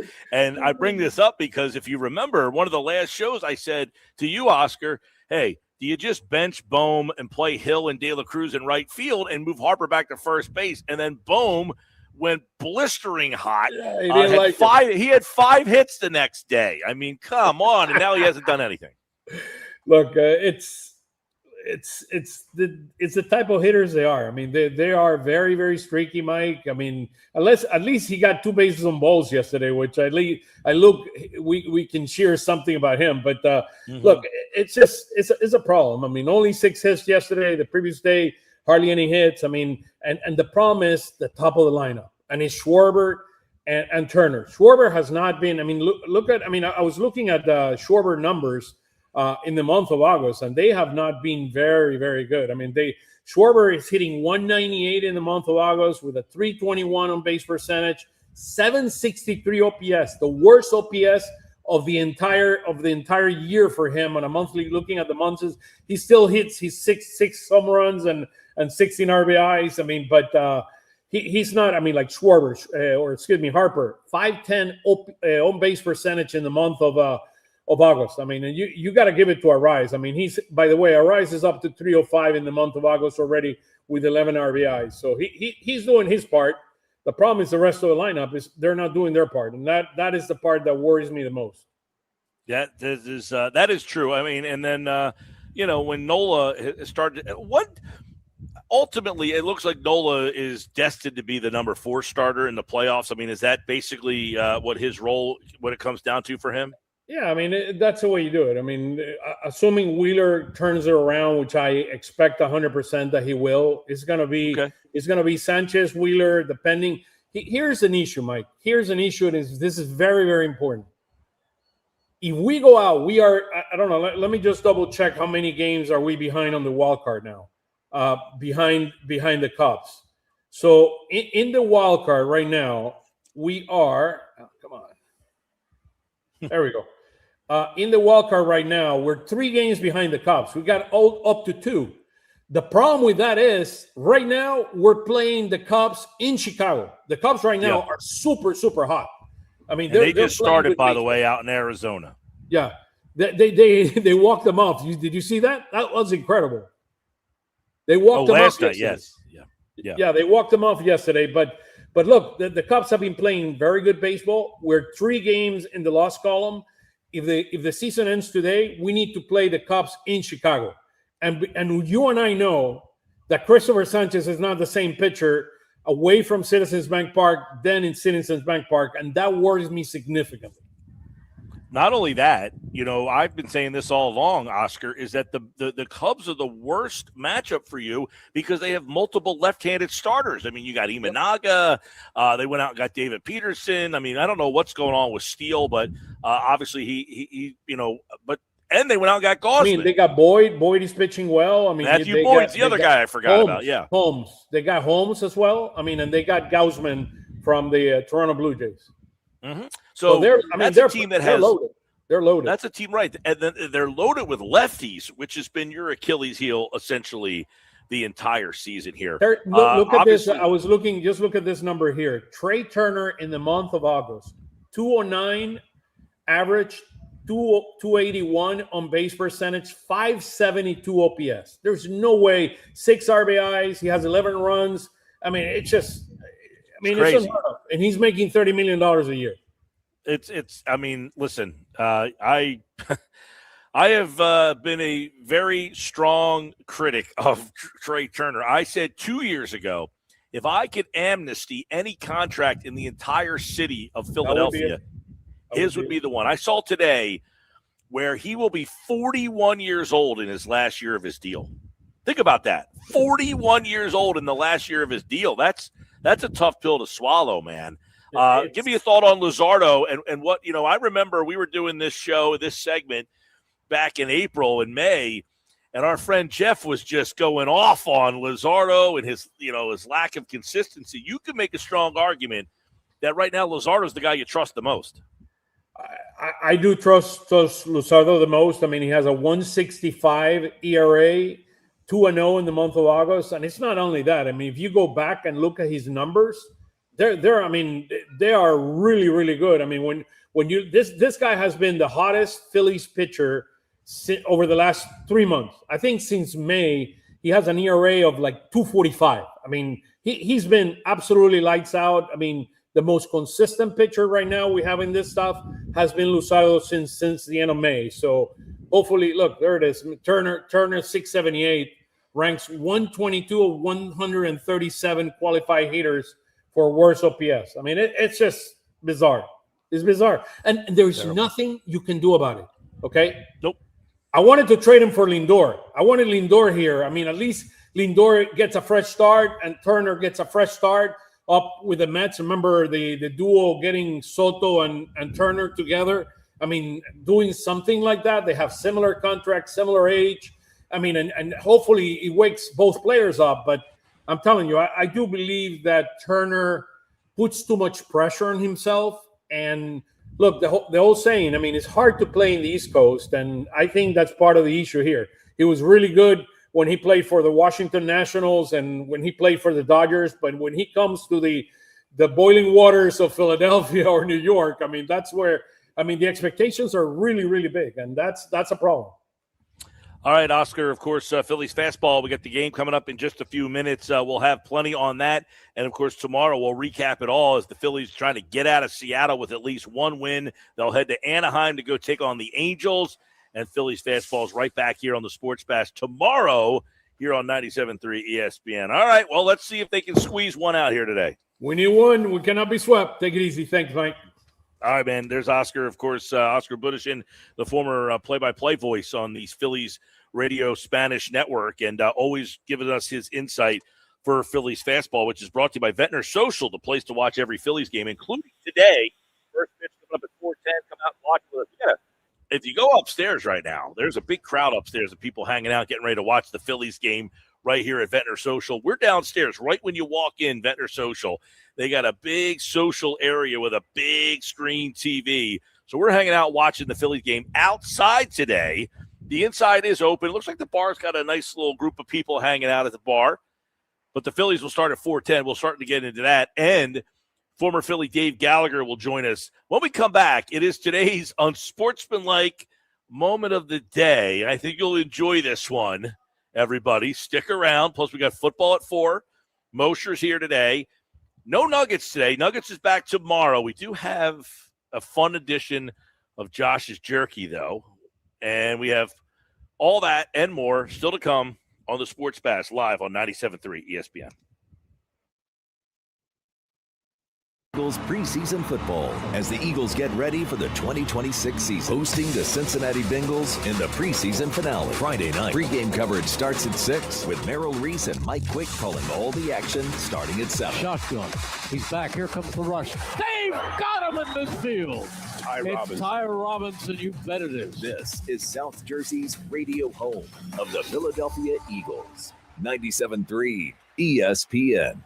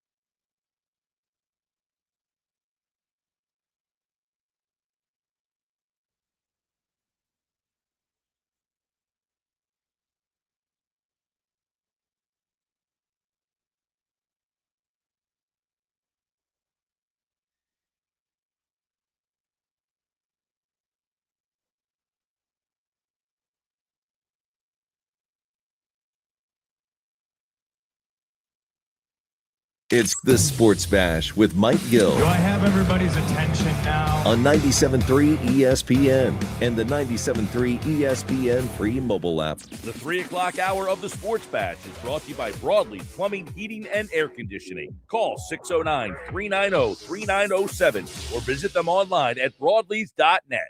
How have we not, in the year of our Lord 2026, figured out better technology for straws than paper straws? I can't stand the paper straw. They have them in the ESPN cafeteria right now. Boy, are they terrible.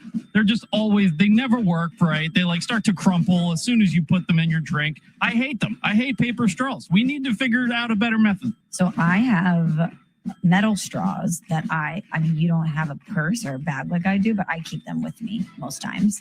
And then I just feel like they get gross. Well, you got to wash them. But I don't have a dishwasher and trying to get into Well, neither do I. I just gave you a solution to the problem here. I don't think it's a good solution. Do you need a straw? Can you just drink out of the cup? You know how certain coffee places have the plastic where it's, you're meant to drink out of it, especially if it's a cold drink. Yeah, it doesn't hit the same. You get a fountain drink, you want to drink it out of a straw. You're also supposed to drink fountain drinks and coffee out of straws because it's better for your teeth.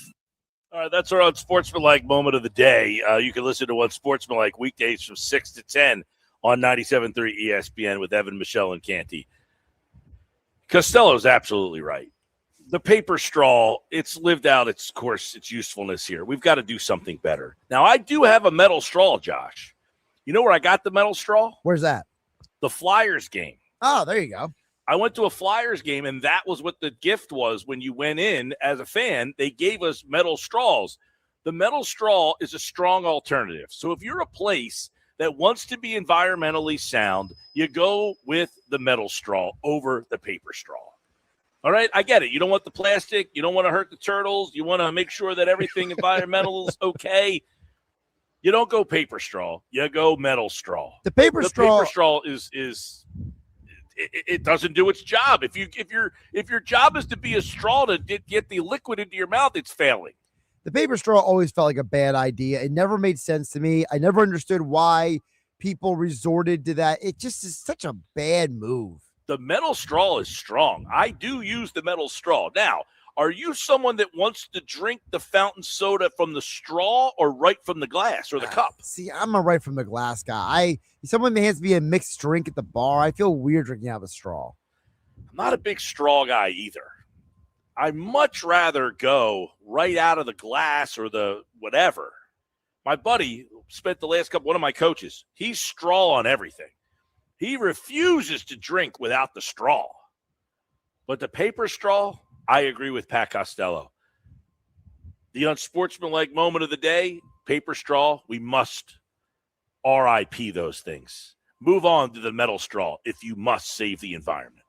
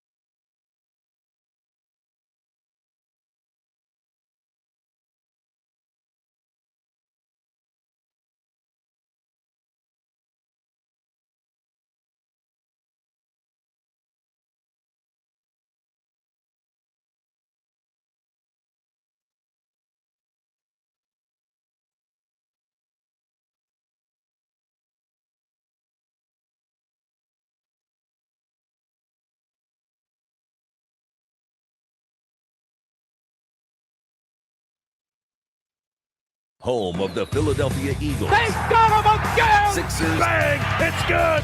Ball game! And Flyers. Tipped in front of the net! 97.3 ESPN. WENJ. WENJ HD. Millville, Atlantic City. A Town Square media station serving all of South Jersey. 97.3 ESPN presents The Sports Bash with Mike Gill. It's time for Football at 4, powered by the Inside the Birds podcast. Just hungry to bring back another Lombardi to Philly. The fans deserve it. Our team deserves it. Culture begs for it. Now live, this is Football at 4. And Football at 4 is powered by the Inside the Birds podcast. It's brought to you by the Fanatic Sportsbook at Ocean Casino Resort in Atlantic City. Football at 4, Geoff Mosher from the Inside the Birds podcast and PhillyVoice.com. As the Eagles had their preseason game, if you will. You almost get more out of that than you do the preseason games because the starters are on the field. What did we learn? We heard from Vic Fangio earlier today. We heard from Nick Sirianni before the practice yesterday. Somebody actually brought up an interesting point, Geoff Mosher. At what point is the NFL going to scrap the preseason games and just have the joint practices available to the public and use those as the games that you can pay to go see? Now, that's the next evolution of preseason games, is it not? Well, it might be. I mean, they're probably going to go to 2 preseason games once they go to an 18th regular season game.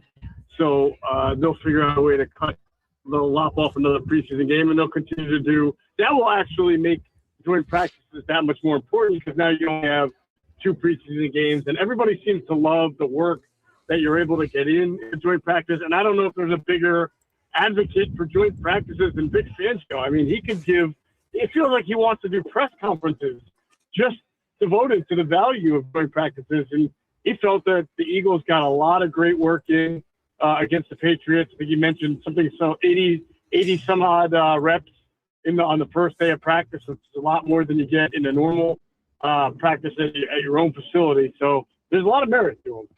Well, and I did hear him say that about how much they got out of it. But the next iteration would be that you get to play in front of fans so you can get some noise and you can get some atmosphere. But you can say, hey, we're going to run the next 15 plays from inside the red zone here. So we need a little noise in here, something you can't do during the joint practices. So we'll see if the NFL does anything here, because he did say that I thought one of the takeaways from what he said was also that he can't take a lot from certain people because you got to do it against frontline players. But how do you do it against frontline players when you're not playing against frontline players? Well, the way you're phrasing it, though, it almost makes me think that you envision like the stadiums being filled with lots of fans and then trying to do that in the bigger stadiums as opposed to the smaller practice facilities. Is that what you were getting at? Or right, you could almost have an open practice like you did last night, but have an open joint practice. Yeah, but the problem with that, Mike, why I don't think that's feasible to do much of, is because you need, for real joint practices to be valuable, and those 80 reps, you got to have multiple practice fields so that your first offense can go on against the other first defense and vice versa. You need at least 2 good fields. So if you try to do these open joint practices on a 1-field stadium like the Link or anything else, then you're limiting the amount of work you'd be able to get in. I gotcha. Well, I mean, maybe you remember maybe the second day. Maybe you do it one day at your facility. Yeah. The second day is at that. Yeah, that's fine. Well, like the old days at Lehigh when fans would come out and sit in the bleachers all day, right? You know, you can. They don't do that anymore because they do it over at the NovaCare or whatever. It's Thomas Jefferson now. But that being said, let's take a look at some of the things from last night's game. He got asked about Rick Woolen today multiple times. 2 interceptions, 1 was a pick 6. And where do you think that Woolen is in terms of the impact he'll have for this defense? Yeah, I think, Vic has been very clear with Rick Woolen on 2 things. One, he likes him. He really likes what he brings. He likes him as a person, as a player. He said that right from the start that he was going to be different than Seattle, which is interesting because they won the Super Bowl. He's going to use Rick Woolen as a 3-down, 4-down corner. He is a starting corner, whereas the Seahawks put him off against the run. So that's interesting right off the bat. Now, you've heard Vic also say that he just needs to be more consistent and clean up some technique issues that fail him at times. And we have seen that. We've seen the best and the worst of Rick Woolen. Once training camp started, we've seen some really good games, and last night he was good. And we've also seen him get beat on shiftier receivers because as a tall defensive back, he struggles with throttling down stiffer hips. That's just natural for a guy who has his length. But it's not just about that. And Vic was pretty clear today that he's got some technique issues that he's got to clean up if he really wants to truly be a great cornerback. Which Vic acknowledged that. He's good. Which Vic acknowledged that Woolen knows that he is sloppy at times. Yeah. Yeah. And so to me, that goes beyond a little bit of the stiffness that we're talking about. That's natural. That might not be ever something that Reese can overcome because of how he's built. But technique, that's always coachable. That's always something you can correct and work on. And it almost sounded like Vic was saying that he lapses sometimes with the technique, and he's got to be more consistent there. And if he could be, this guy's the limit. If not, you're still getting a pretty good quarterback. Yeah. Football for Geoff Mosher. Jalix Hunt, very disruptive last night. Interesting question to Vic today. Hey, where is he in the third year? He's like, about where I wanted him to be. And what do you expect from him? I don't know. What should we expect from Jalix Hunt? You look at him now as their top edge rusher. Yeah, it almost sounded like he was speaking negatively, but he was actually doing the opposite. He basically said, he'll have reached where he's reached when all the reporters stop asking me if I'm surprised by how good he is. And Vic was basically saying, I'm not surprised anymore. I've seen it. He's done what we've asked him to do. He's going to be a starting edge. He has a chance to be a guy who probably has Pro Bowl level capabilities because he's so damn athletic. And he's really understanding the finer parts of Vic's defense now. So that's why Vic's basically saying, I'm running out of things to say about a guy who's now just been and he's like other guys on the team that you don't ask about because you already expect, like Lane Johnson. Nobody ever asks Nick Sirianni, hey, are you surprised by how well Lane Johnson played? No, I'm not trying to put Jalix in Lane Johnson category, but what I'm just saying is nothing that Jalix does anymore is a novelty. We're taking the coaches by surprise. Geoff, Jalen Hurts, the wheel route touchdown to Barkley, then a couple interceptions. I don't know, up and down. What do you make of Hurts in this offense right now? And what is the expectations going into the first quarter of the season?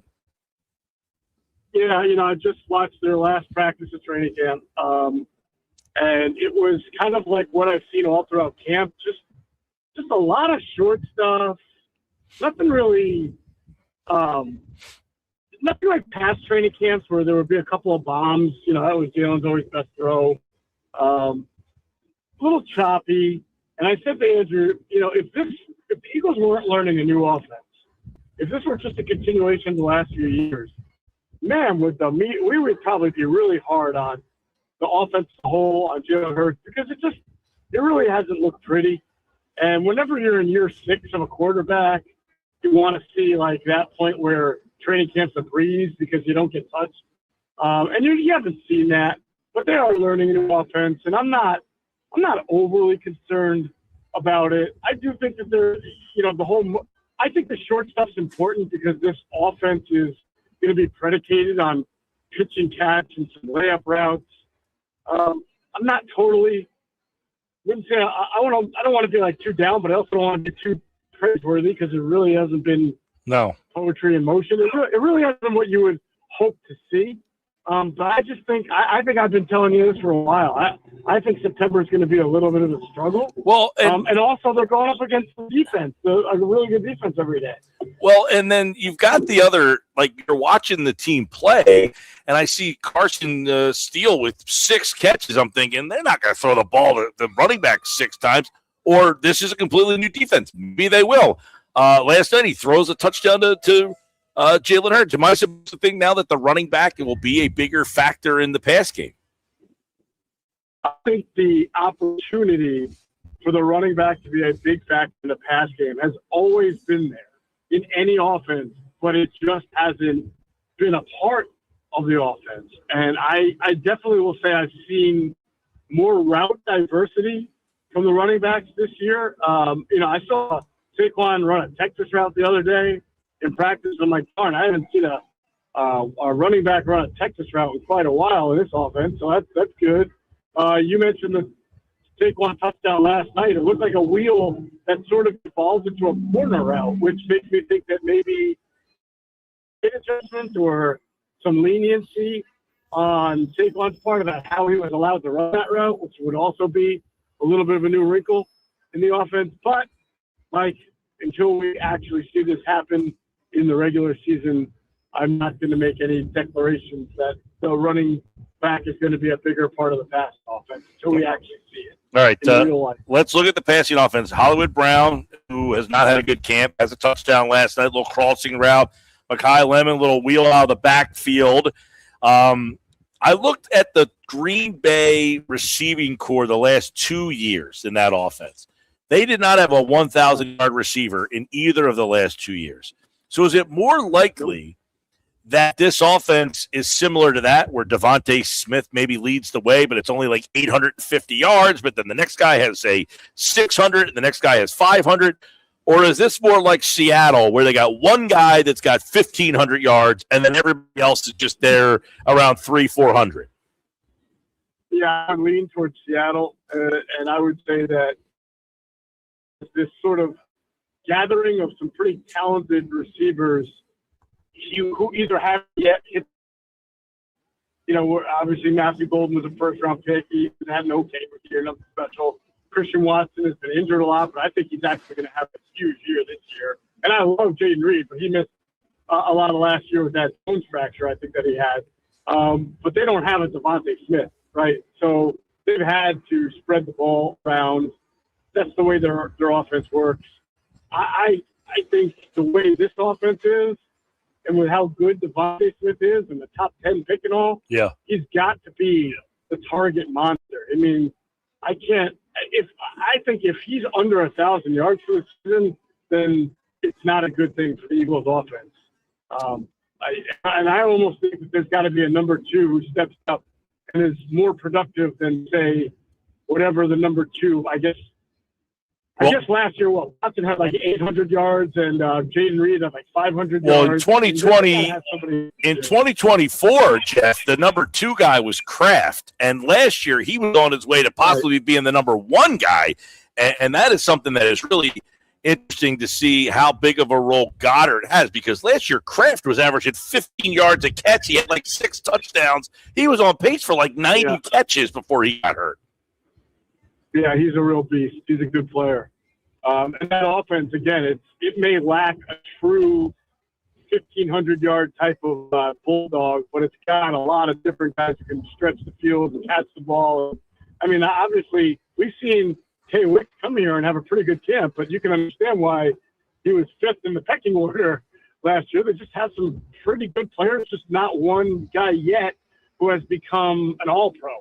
But I think Watson's going to have a big year. But that's beside the point. I think in this Eagles offense, you're banking on Devontae Smith to have a monster year and Saquon Barkley to reclaim his status and have maybe not like 2 years ago, but something similar to that, good enough to be where it's 1,500 yards and double-digit touchdowns.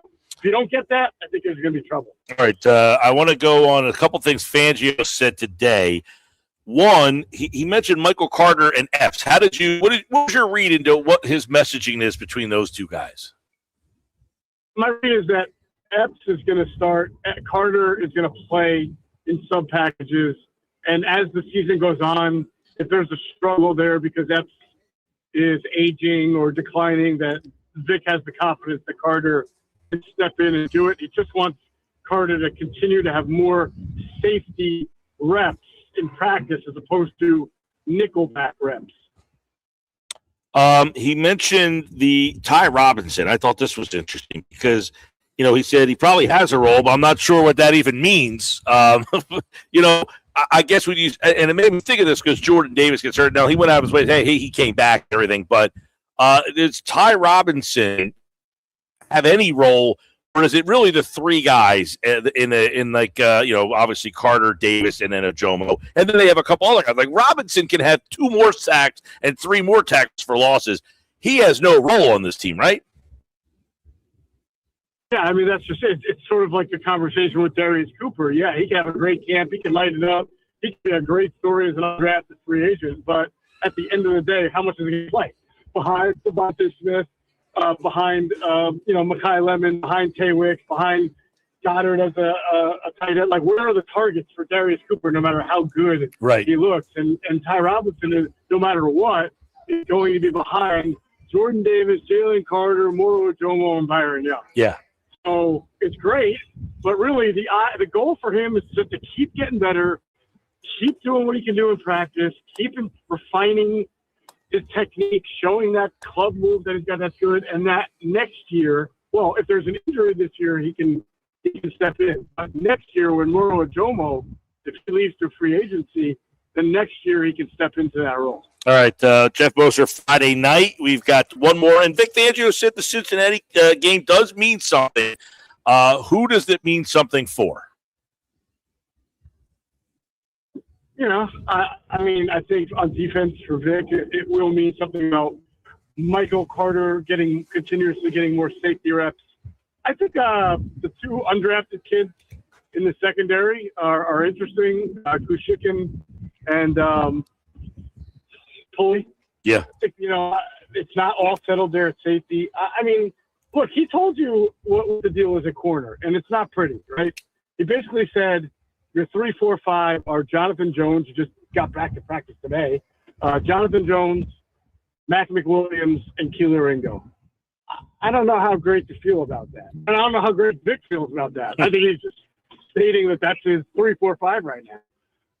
He did seem complimentary of Mac McWilliams' camp, so that's good for Mac McWilliams. But if you're Howie Roseman and you know how important depth in the secondary is, you're probably not loving the fact that your 3, 4, 5 is a 33-year-old corner who just missed a couple weeks, a second-year, 5th-round pick who hasn't really played in the NFL, and a 4th-year corner who at best has been a really good gunner for you and nothing more than that.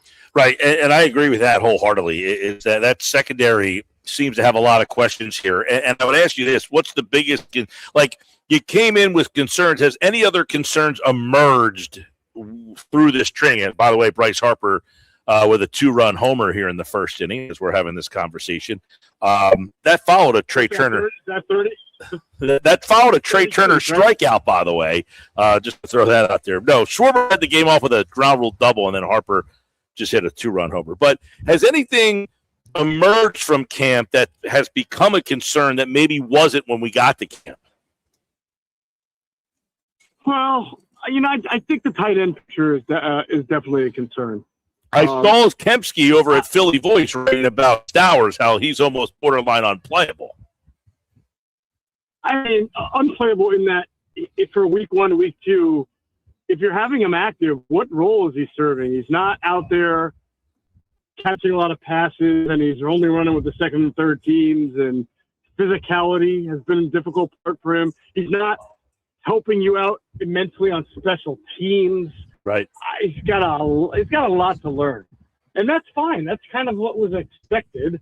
But I did think I would see a little bit more in the passing game from him as camp went on, and you really haven't. So, you're looking at Dallas Goedert as your starting tight end, but he gets nicked up and he's on the downside. And if he's hurt, like, where are you going for wide tight end production with someone who's blocking and receiving at the same time? Johnny Munt will give you blocking, not receiving. Calcaterra's been hurt for about a week now. I don't know if he's going to be on the 53, but if he does, he only gives you receiving, not blocking. Just talked about Stowers. I don't know if he'll be active. We'll see. But he's certainly not doing both. Yeah.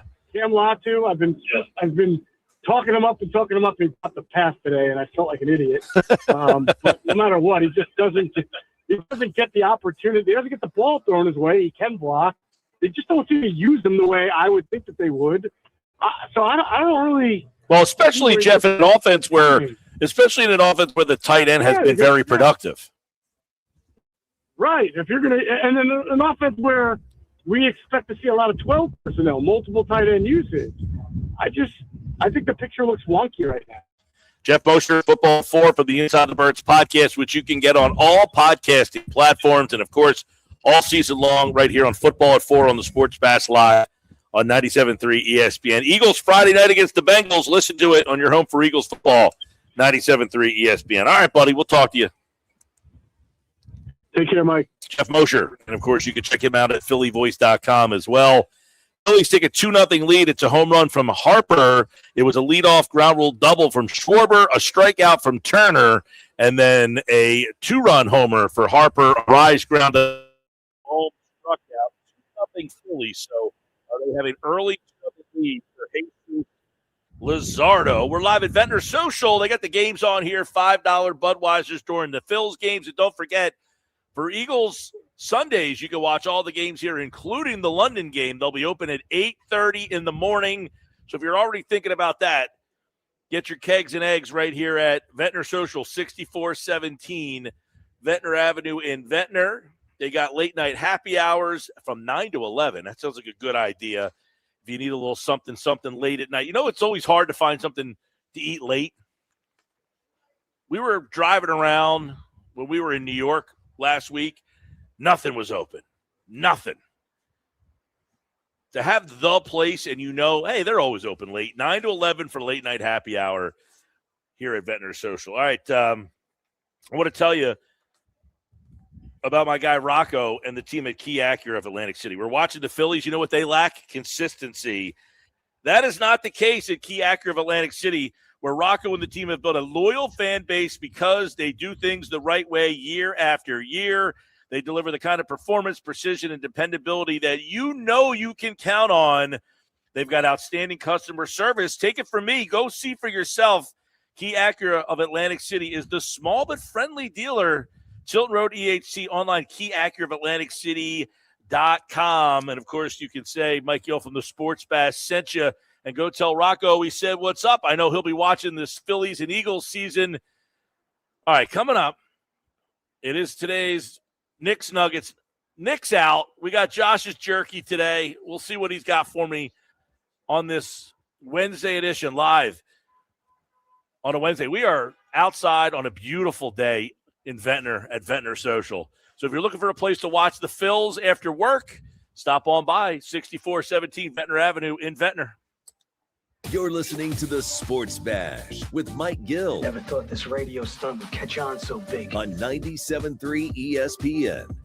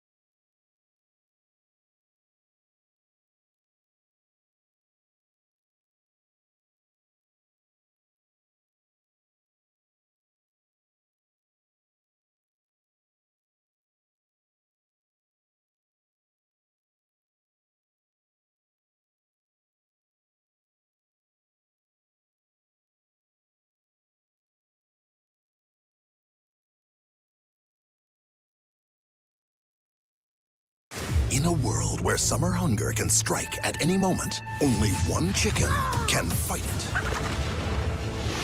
Wow. I'm hungry. I want a chicken sub. I want chicken and fries. Wow, real fast. Chicken Palooza is back at Royal Farms. Get any two-piece meal, Rofo chicken sandwich, or a world-famous chicken sub or wrap with an essential water for $6. Now playing at Royal Farms.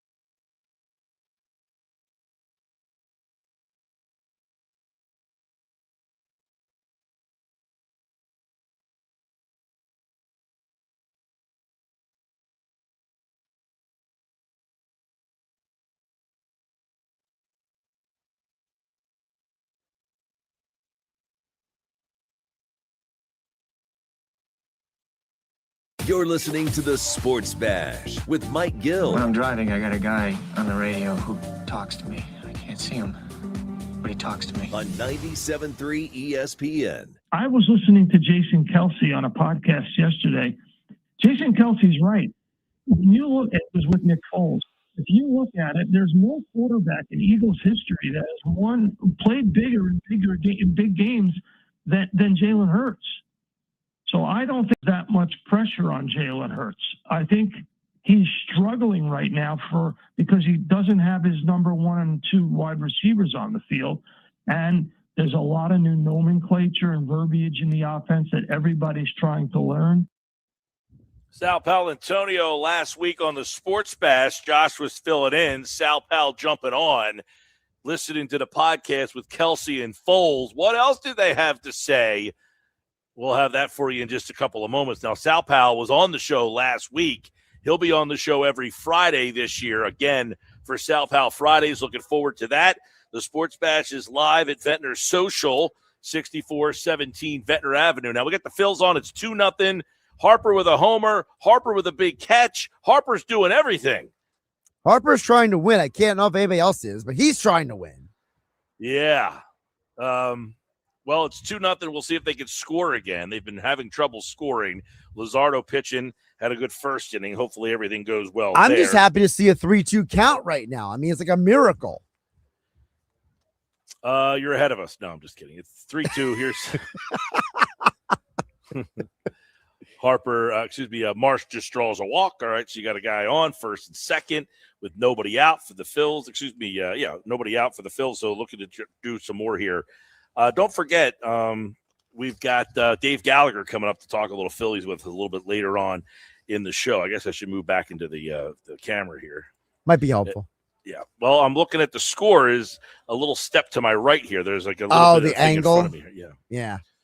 We're outside watching the game. They got a huge TV, but I got a big pillar in front of me here because the couches and everything is on the other side. So every time you say we're outside, all I think of is Javon Evans. So who? John Evans, WWE. I don't know that reference. I'm sorry. Oh, that's the shtick that they yell whenever he does one of his stunts. We outside because he runs and does a somersault over the ropes to take people out. I'm not astutely familiar with that particular character. I apologize. Now, I did watch The Unreal last night. Yeah, you're working through that. See, I can still appreciate the genre and I like the inside part of it, like all that kind of stuff. I do still love that part of the genre, the fine line between reality and the blurred lines. I can totally appreciate all that. I just don't have time to watch every single night here, you know what I mean? Or every single week, show. Yeah.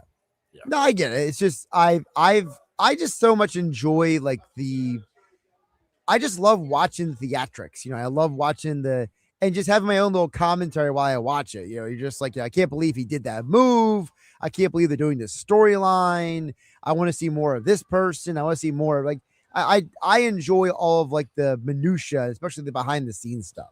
Well, the show is really good. It's a little drawn out. It's a little, there's a lot of, I like a lot of the things they're showing, but some of the stuff I don't like. There's the one where Trick Williams and his girlfriend, they're like at the elephant sanctuary. I don't need to see them petting the elephants, like that kind of stuff. I don't need to see Chelsea Green's house. I don't need all that. Yeah, I hear you. I enjoy that stuff too, though, because I love learning more about their personalities. I'm sure you're enjoying seeing your boy Punk get all that airtime too, though. That was pretty sad. He's crying about the dog. Yeah. And it's funny because it is very surreal that I'm watching him do this show and here, I've called fights with him. I've eaten dinner with him. He's been in my car before, and I've met his wife. And when he introduced me to his wife, he introduced her as April. Yes. She hates that. But he's like, this is my wife, April. And it kind of threw me off when I met her. And now here we are a couple of years later, and I'm seeing her back out there. And it's like, I can picture her being, because I guess part of it is, she's very, I don't want to say she has confidence issues, but she was not sure if, she hadn't wrestled in 10 years.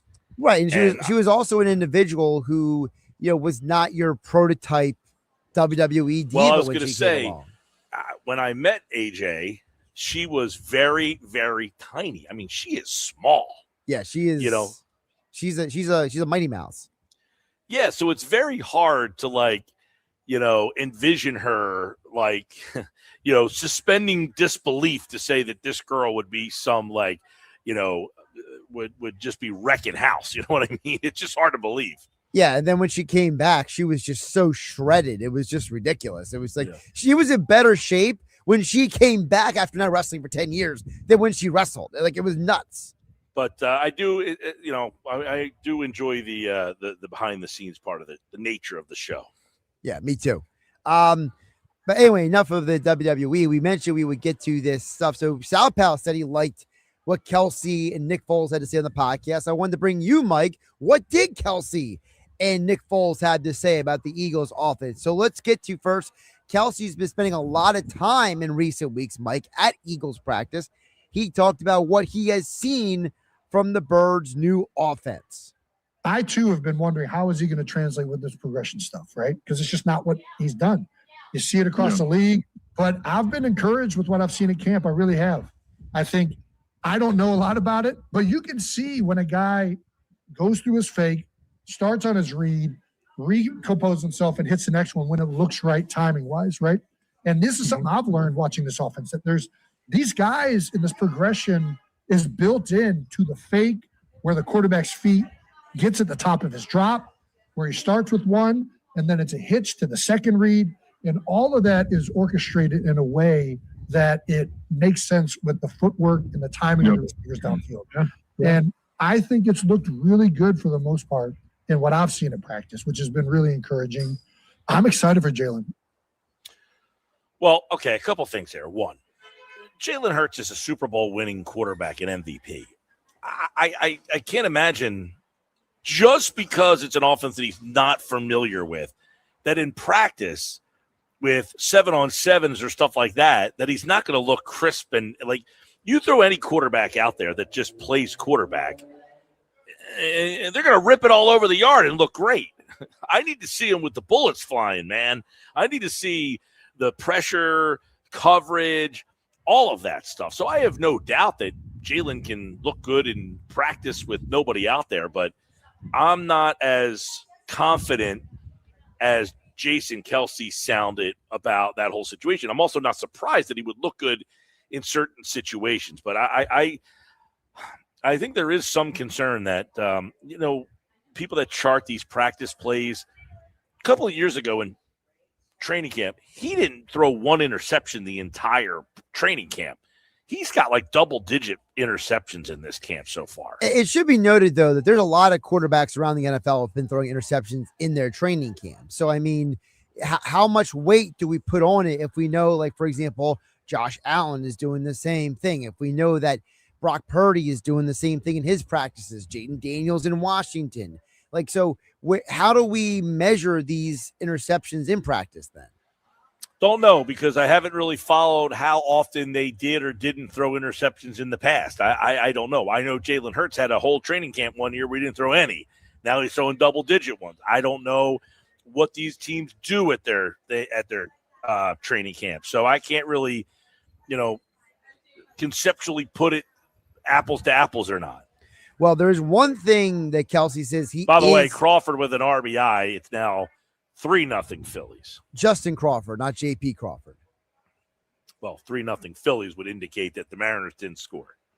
I'm just bringing up the fact that, there's a guy who used to play for the Phillies named Crawford. He's on the other team. That's all. Yep. There is an issue, though, that Kelsey does have. He has a concern, but it's not with specifically Jalen Hurts. It's with somebody else in this new offense. To me, that's the only question mark I have left with Sean. I think I've talked to him. He's very smart. He's very quick. I like the way he thinks about the game. And I think he has a mind for the game of football, understands spacing. I am looking to see what the play calling is going to be like. And that's one thing that you're not going to see until you get going, right? Shane Steichen was such an unbelievable. He was always, this is setting up this is setting up that. Fair. You got a guy who's never called plays before. with a team that's never run this offense before. So he's got the double whammy here. And don't forget, don't forget, the first preseason game, he called plays from down the field. The second game, he called it from up in the press box. And after the second game, he came out and told the media, we played the presser the other day, Mike, where he said, I'm still figuring out what I want to do. So I'm not saying he's not going to succeed, but I'm just saying if he don't even know what he's going to do yet, how are we supposed to know? All of it, it's all a work in progress here, where he's got to call plays for a bunch of guys who have not really ever run this offense other than Dontavian Wicks is really the one guy who has a grasp on what they're doing. Most of these guys are just getting thrown into the fire, himself included. So, yeah, this is trial by fire for him, no question about it. Now, Jason Kelsey on Nick Foles' season podcast, I want to say there is one big difference, though, between what Sean Mannion is doing this year than previous offensive coordinators. Sean is getting a fresh start. He is going to run the offense that he wants to run. With Brian Johnson, sometimes this thing ends up being an amalgamation of a lot of different people. And, it doesn't always all end up cohesive and working together. All of it's good stuff. Mm-hmm. All of it's great. But how does all of these things, I think, I'm really looking forward to see how they navigate that, how they set things up, how they all go off of one another's. Well, that's something that over the years, right, how much autonomy has the offensive coordinator been given? By the way, Schwarber with a home run, 4-0. Actually, 6-0 Phillies. That was a 3-run homer for Schwarber. Yeah, it's an amalgamation of, as he kind of pointed at, these guys haven't got to do what they wanted to do, and it's part of the reason why they failed, potentially. Brian Johnson says, I'm running your offense. I got to call your plays. That's not a recipe for success, but a lot of times, you take the job because you want the job. Right. And it's like, I'll figure it out.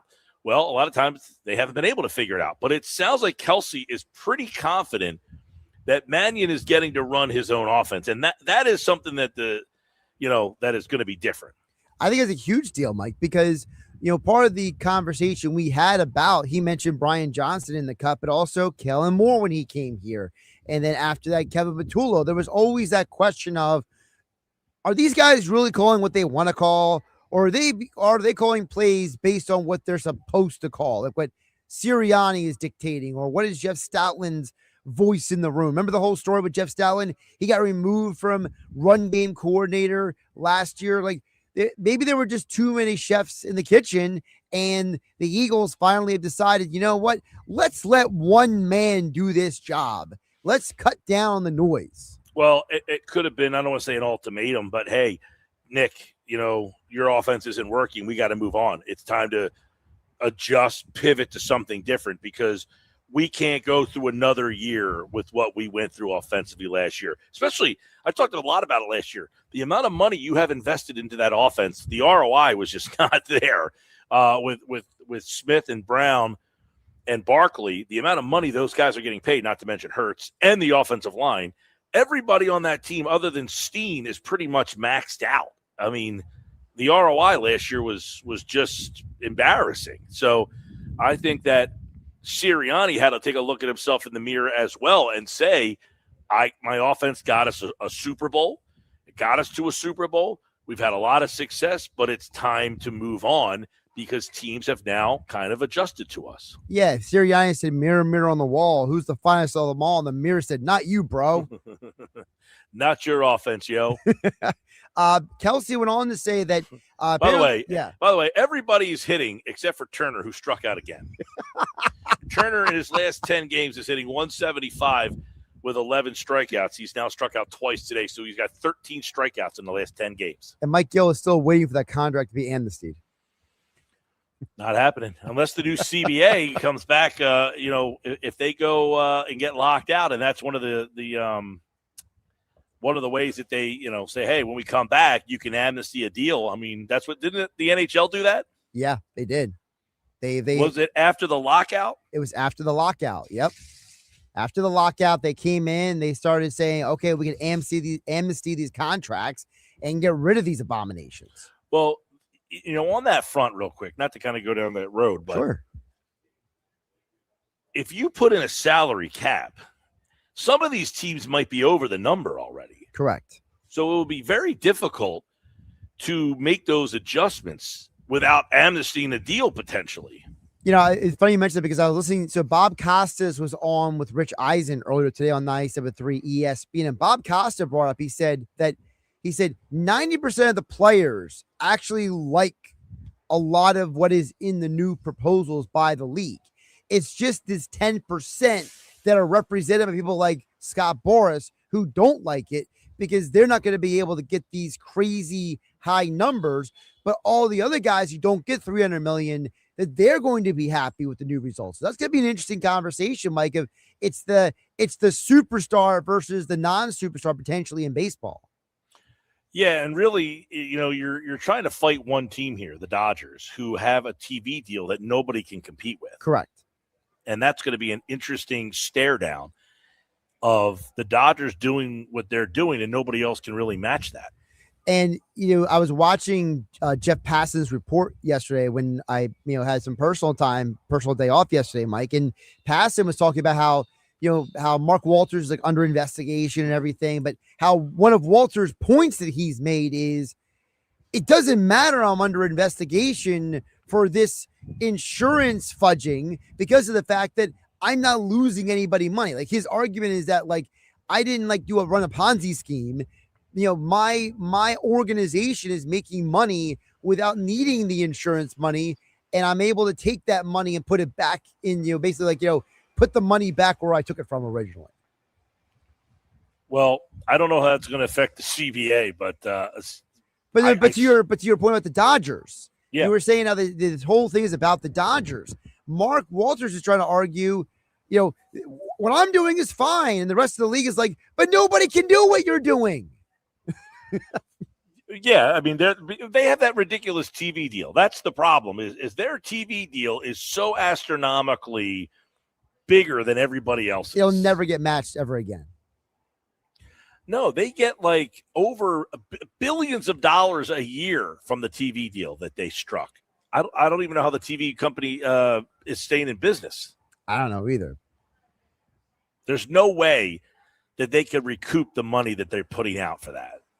I mean, it's almost like they're just paying for the right to have the Dodgers, not even paying to like make money.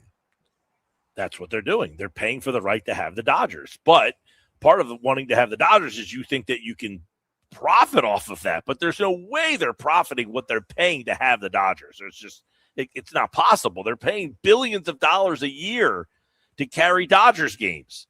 And the Dodgers get that money, and they're now able to go out and buy free agents that nobody else can go get. I mean, the Phillies TV deal is a good TV deal. They have one of the better TV deals in baseball, but it's peanuts next to what the Dodgers have. Right. The Phillies have the equivalent of like a regional television station. The Dodgers have the equivalent of like the biggest network possible money. All right, so it's 6-0 Phillies. Luzardo back out there with a 6-0 lead to see if the Phillies can hold this one. They should. I mean, you're up 6-0. You got Luzardo pitching, so you should feel pretty good. By the way, Phillies have the day off tomorrow, and they'll go back to they're in Anaheim Friday, Saturday, Sunday, and maybe they have a 4-game set out in Anaheim. I don't know. It's either a 4-game with them or a 4-game with Arizona before they come back and play the Braves this weekend. By the way, speaking of the Phillies and the Braves, we'll have Labor Day, Phillies and Braves, right here on 97.3 ESPN. You can listen to the game on 97.3 this Labor Day. So it's 3 against the Angels, 3 against the Diamondbacks, then 4 against the Braves. 4 against the Braves. Okay. So Luzardo go ahead. Starts the inning off with a strikeout. So a good start for them after getting those runs in the top half of the second inning.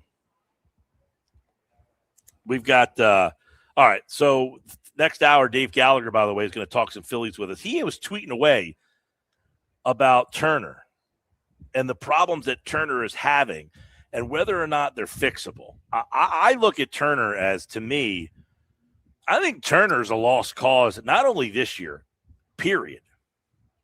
Like the rest of this contract, he got 7 years left on this deal. I just don't see him being an impactful player the rest of his contract here. Now you would say, wait, that's not fair.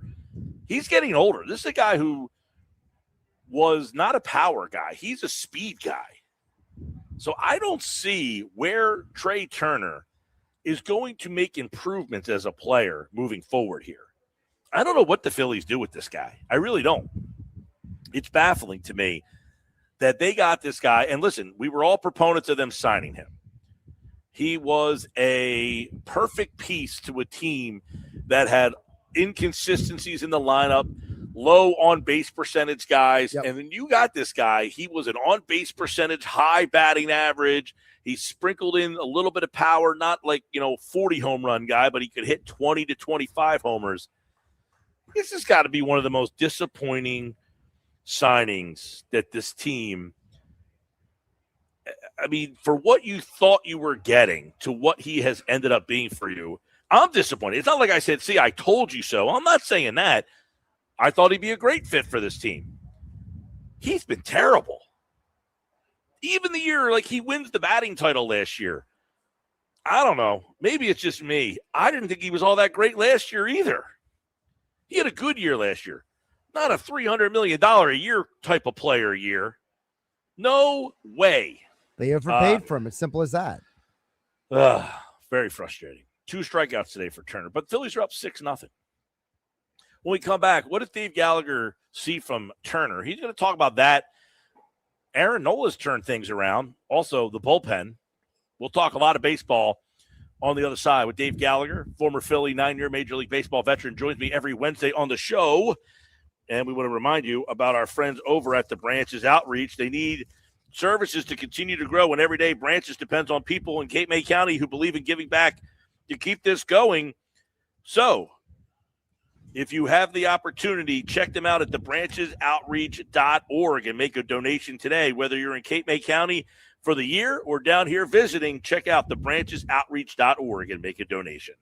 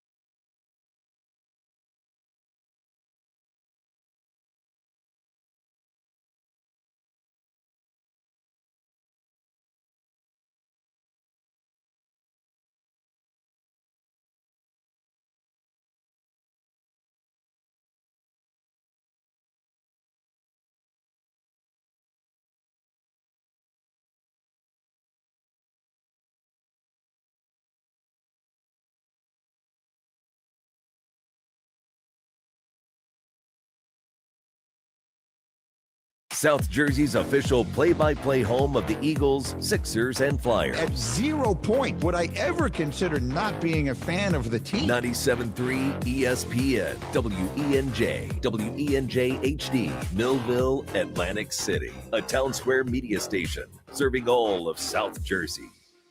This is the Sports Bash with Mike Gill on 97.3 ESPN and the 97.3 ESPN free mobile app. Now live from inside the Ocean Casino Resort Studio, here's Mike Gill. All right, final hour of the show, but we got a good one for you. Dave Gallagher, 9-year Major League Baseball veteran, is going to join us as the Phillies are up 6-0. Their offense starting to turn the corner today. But as we know, very streaky team. By the way, what a play by Stott at third base. As boy, he has really adjusted to this position unbelievably. You got a home run from Schwarber, one from Harper, and the Phillies lead it 6-0 today. But there's been a lot of things. You know, Dave, I was away. The Phillies didn't lose. I came home. They lost 2 in a row. And it's been, since I got back, a lot of the things that we always see with this, the lack of consistency. But when they were in that 9-game win streak, what were some of the things that you noticed that this team was doing that had kind of turned the corner for them to play a little bit more consistent baseball, specifically offensively? Well, first of all, Mike, if they weren't winning today, I was starting to think it was really because of you. Yes. I mean, you're gone. You would not have recognized the team. This is what you're speaking. I don't know if you had a chance to see any of the games, but they had that meeting, and I've heard a couple of players talk about that. Mattingly basically spelled it out, like, let's win or lose, let's go to the plate with a plan, right? An approach that makes sense. And that, if you think about it, that's to the individual. They're all different types of hitters. So they were doing it, and you could tell by the at-bat. They were lengthening their at-bat, and they were doing it collectively. Trey was the one guy that's still kind of in the midst of struggling. I feel like it's almost been all year, maybe with the exception of a few weeks here or there. But yeah, that's what it looked like. You know, yeah, I talk to your listeners a lot about when a guy is waiting, when he's staying back, and he fouls a fastball off the opposite field, it doesn't bother you because you're saying, oh, okay, he knows what he's doing. He's waiting. He's covering all pitches, including off speed. That's why he's waiting. That's why the fastball beat him. You can live with that because he's fighting up there. And the pitcher and catcher are trying to figure out, well, maybe we better not go off speed because he's fouling off the other way. You know, so that's the battle. And when the entire team is doing it, you become a difficult team to pitch to. And they were doing it day in and day out. They were amazing to me. And it really made me think, you know, this is the talent that the team has. And if they can do this in the playoffs, regardless of the talent of the pitcher, that's the truth. Like, if your approach is good and you have skill on your team, you have talent, which they do, they're not going to score as many runs. They're going to have to battle more, but they'll be in every game. I think what we've seen over the last few years is their approach has won them enough games during the regular season, but when they faced really good pitching, they were easy to pitch to. Yeah. You know what I mean? Yeah. And you and I talked about that. We've had that discussion. One of the things I wanted to ask you, Dave, is, yes, while I was gone, it seemed like the approach changed. And I wonder, have you ever been on a team or played with a guy that came into the locker room and was able to help change an approach? In other words, Arise is here. He obviously has a much different style of hitting and approach than many of these guys. Has there been a guy that you talk to and it's like, you know what, I can pick up a couple things from that one particular guy? Absolutely. Very rarely would a guy come into the locker room and be vocal about it, you know, like tell you how to hit. Mm-hmm.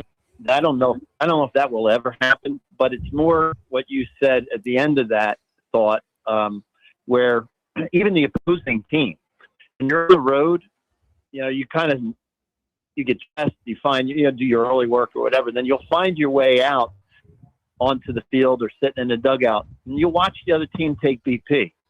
And you're trying sometimes, depending on where you're at with your swing, you're looking and you're studying. I remember looking at, if you remember, Alan Trammell. Mm-hmm, sure, Tigers. And I was amazed. I was amazed by his swing. It seemed like it was something I never had seen before, where his hands were extremely quick from where they started to the contact point, and then it almost looked like after contact, the finish almost seemed like an afterthought. But the speed to the ball was different than I had seen from and that goes to show you, like, people have success in different ways. You remember Paul? There was just wrist strength and hand speed, no loading of the hands, just quick bat speed. So, yeah, to answer your question, teammates, you'll look at them. You may ask a guy a question like, why do you do this or why do you do that? And you're learning from the successes of them. And, I've had a couple guys that will help me with my swing. I remember Harold Bain saying to me once, like, I've struggled for a couple of weeks and I'm just, what the heck am I doing?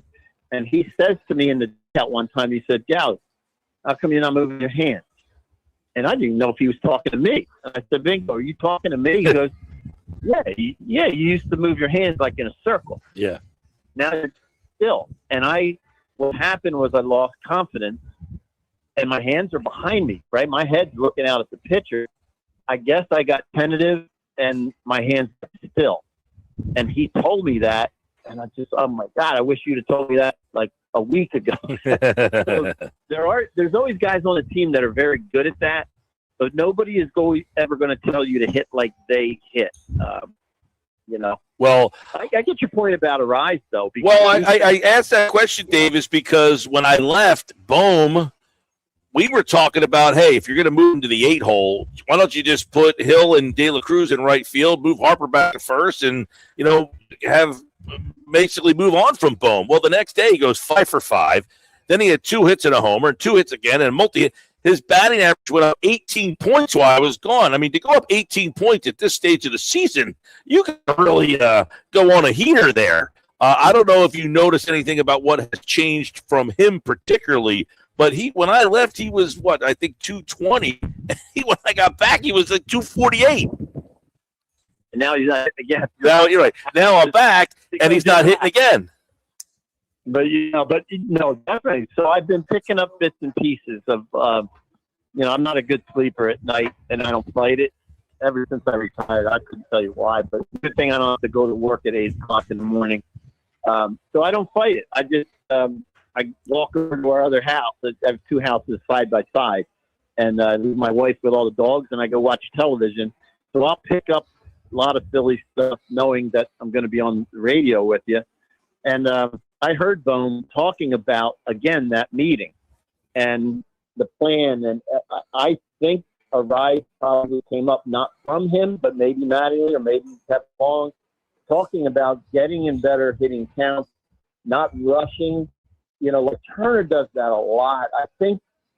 I think he's fearful, Turner. Maybe Bohm was. Fearful of getting deeper in counts.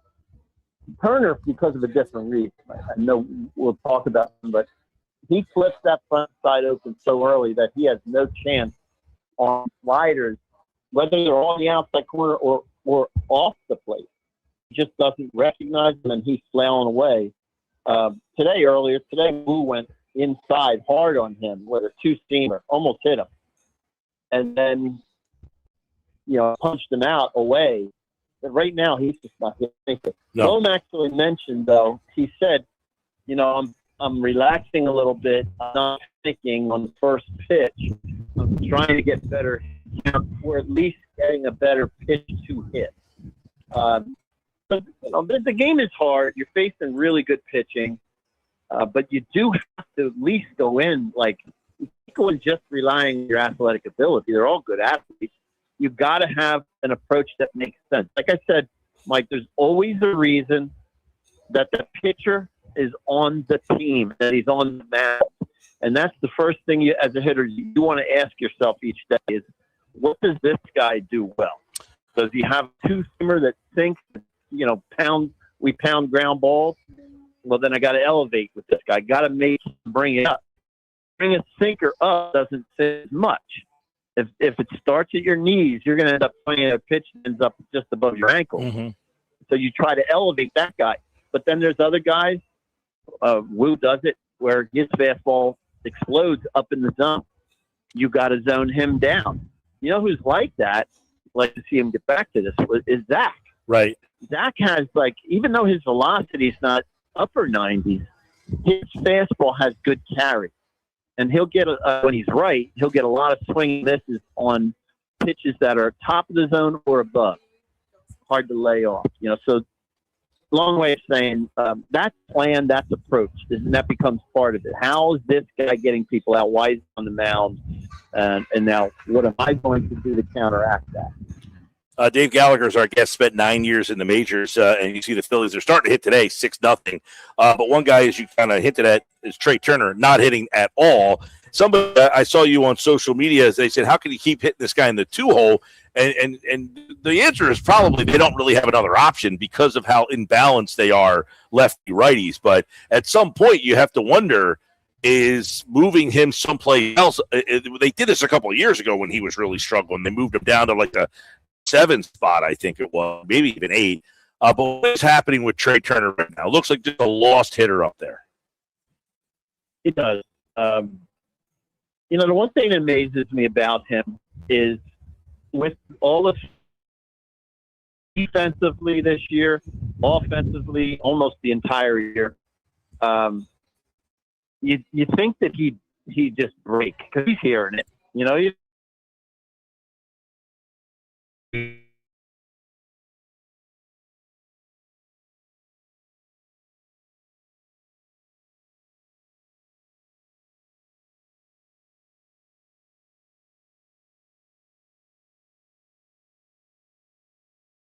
has children, but he's getting that strength of, at least appearance-wise, not letting this stuff affect him. Like setting his priorities of, I got my family, whatever. Everybody's different, whether it's faith, family, but that is a realistic part of, you know, performance-based industry.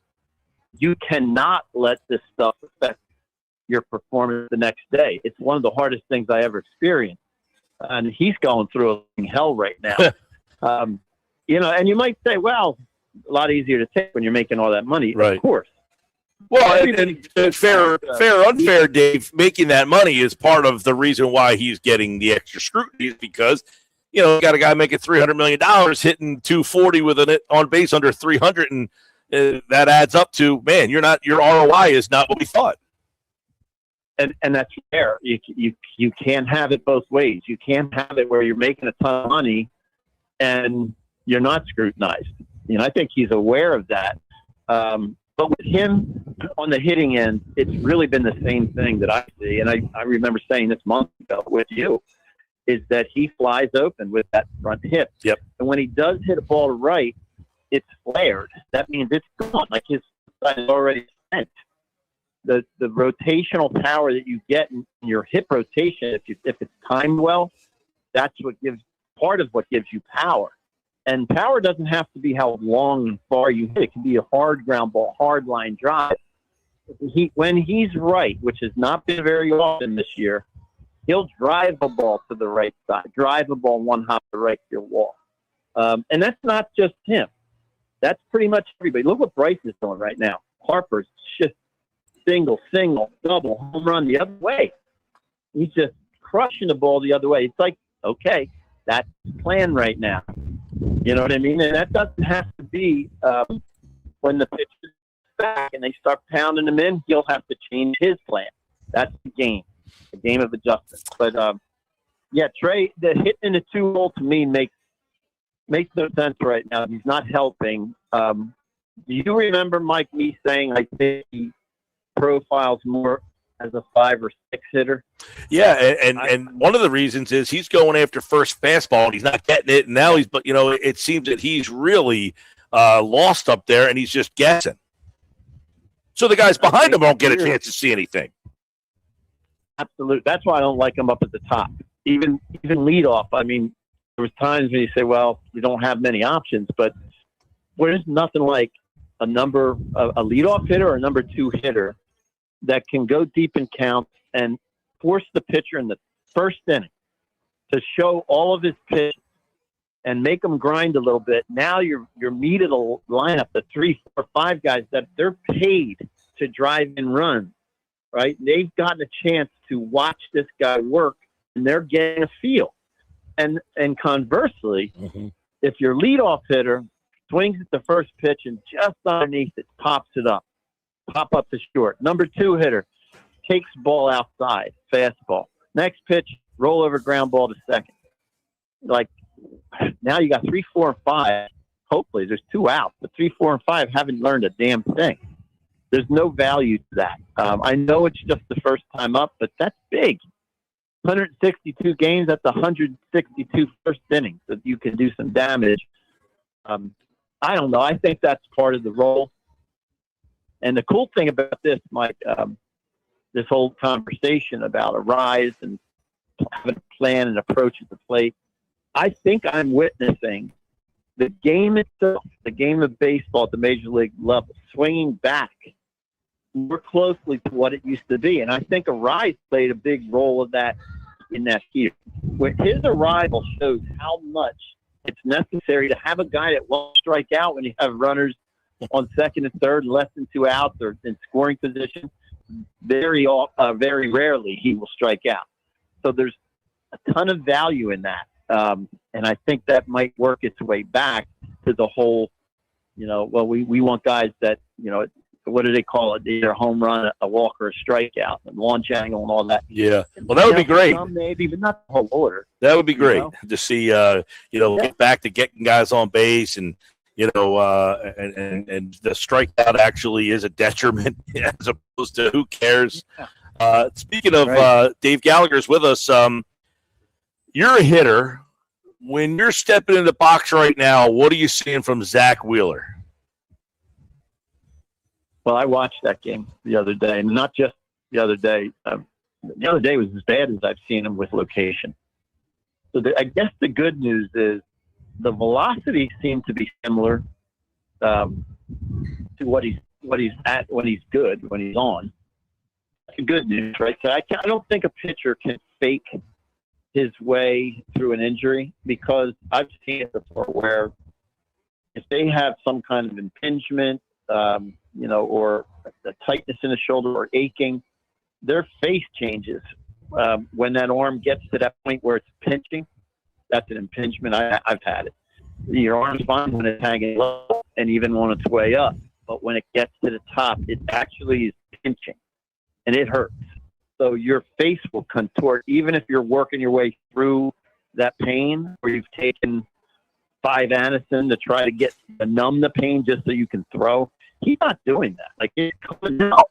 But, man, Mike, his misses aren't just missing. They're not missing by, a couple inches. They're missing by a foot. Right. That's too much. Yeah, well, and you look at his whip. I mean, this is a guy who's got, tremendous command and control. His whip is 166. I mean, the walks are way uncharacteristic for him. And then conversely, you're watching Nola and saying, man, how refreshing is it to see him bounce back? Yes, I will say that's like the look of a championship type team. And I know there's a lot more than this, but you will see a successful championship type team when one phase of the game isn't working, the other phase picks it up somehow. Like when they're not hitting the pitcher, shoves it. Yeah. When they're not pitching, the hitting comes around. What is happening that is so strange is your top 2 guys, Wheeler and Sanchez, have faded a little. They're struggling. I hope that they'll come back. I believe they will. But while they're doing that, you're seeing Painter and Nola kind of pick up the slack. So, because all 5 of them, Lazardo's been so damn consistent. I don't want to speak too soon, but he's having a good day today. But can you imagine if those 4, your 4 and 5, Nola, Painter, Sanchez, and who am I leaving out? Sanchez and Wheeler. If the four of them are all struggling at the same time, their losing streaks are too wide. They won't make the darn playoffs.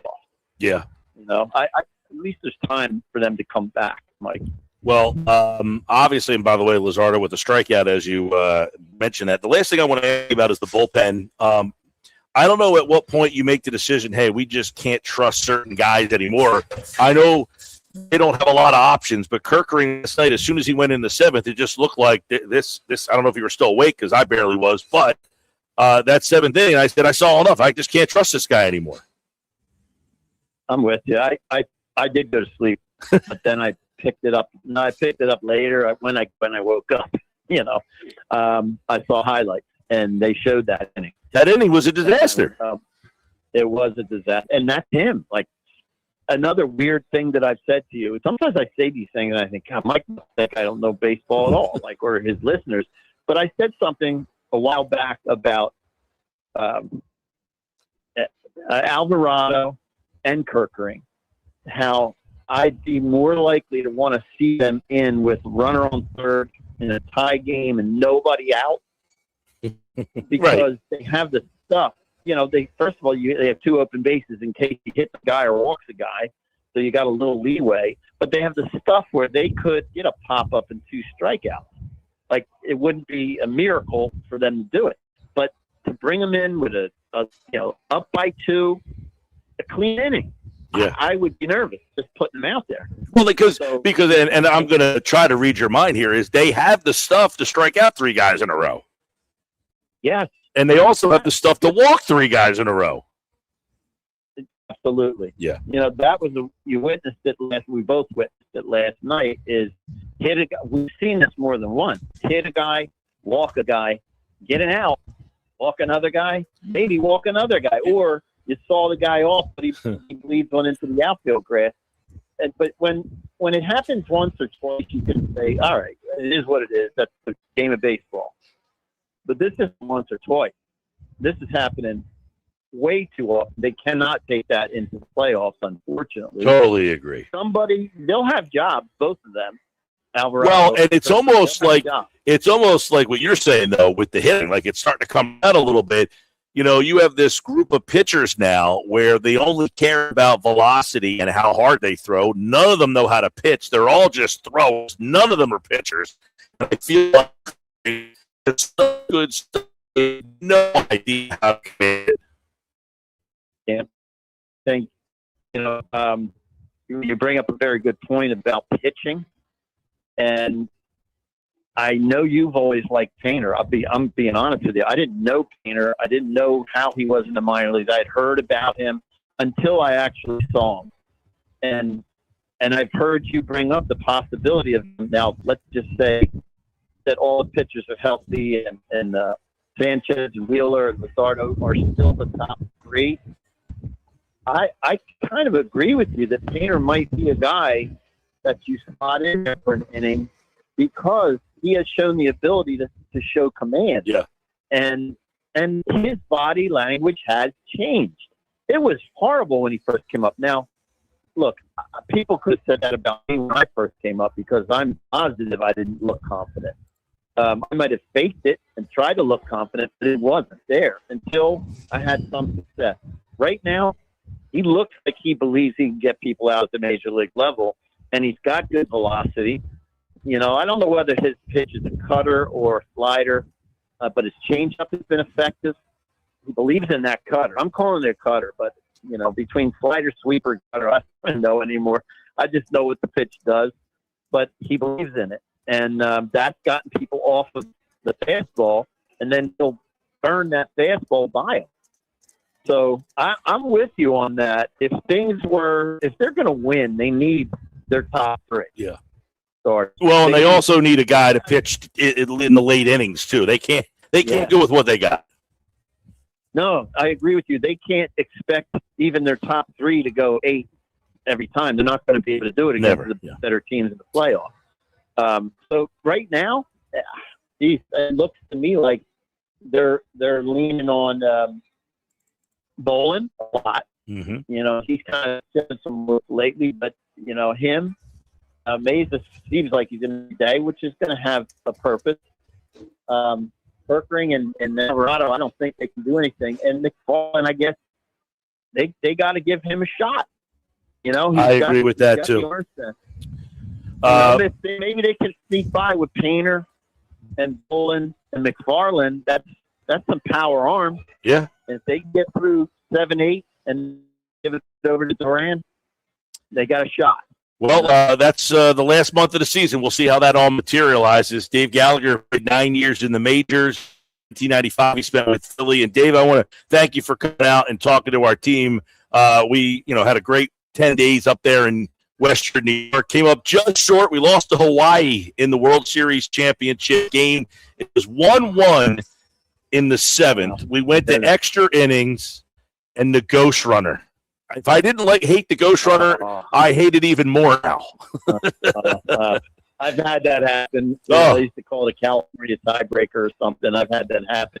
But I will say this. It was really a pleasure to talk to the kids. And I'll give you a big thank you because we both know, you're giving up a lot of your time to work with those kids. And it's much more than just baseball. There's so many lessons. I'm sure that talk after the game, that's a life lesson of, it is what it is. And there's so many opportunities with this game of baseball that extend well past actually playing it, right? Well, you know what? It's funny we're having this conversation and the ghost runner plays into Hawaii's advantage. Why? It's because they are very fundamentally sound. They bunt, move guys over, something that we struggle with here a little bit more.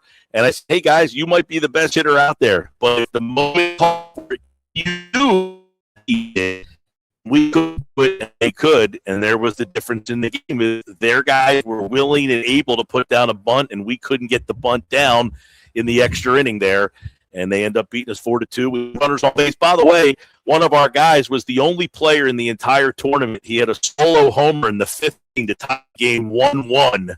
It was the only ball. 410 to center field. He hit it about 350 to left center field. It was a blast. Wow, that's a lifetime memory right there. Yeah, and you said, man, you got a lot of guys here who look like some players. Well, one of them was the only player in the country to hit one out of that ballpark last week. But everybody enjoyed it. The parents were thankful that you came out, and I think a lot of them took a lot of lessons as well. I know I certainly took some things from it, so I did want to, again, thank you for taking time to come out there and talk to the team. You probably barely got to practice in because it was almost dark. You know the one thing I can do is talk. Well, I tell your dad, you stop and talk to everybody. That's what I do. Well, we enjoyed it, and I always appreciate these talks every week. We always learn something, Dave, and we'll do it again next week, pal. I'll look forward to it. Thanks, Mike. Dave Gallagher, everyone. Great conversation. I hope you learned something, as we always do, talking about the Phillies and the changes. And there's coming from a guy who said, yeah, you could sit down with a player in the locker room that's new and pick his brain a little bit. And maybe that's what the Phillies have done with Luis Ariz. By the way, they lead at 6-0. Phillies day game watch parties here at Ventnor Social. When the day games are on, we're out. So come out and make it an appointment to stop out here tonight and watch the rest of this game. Some breaking news in the NFL. Finally, with this one, I'll explain. Coming up next this hour of the show, brought to you by Cross County Connections. And we tell you, with Cross County Connections, they want to remind you that when you're behind the wheel or on a bike, safety starts with the following law. New Jersey bicyclists riding at night must use a white front light and a red rear light visible from 600 feet away. Drivers remain the safe passing law. Give at least 4 feet when passing people walking or biking, or slow down until it's safe. Share the road, save a life. A message from the New Jersey Division of Highway Traffic Safety and Cross County Connection. More at driveless.com. The end of an era in the NFL. I'll explain coming up next. We have the Phillies covered. Swing and a drive, right field, way back. Forget it, out of here. Kyle Schwarber hammers one over the right field wall. Get the best Phillies baseball coverage on the Sports Bash with Mike Gill on 97.3 ESPN.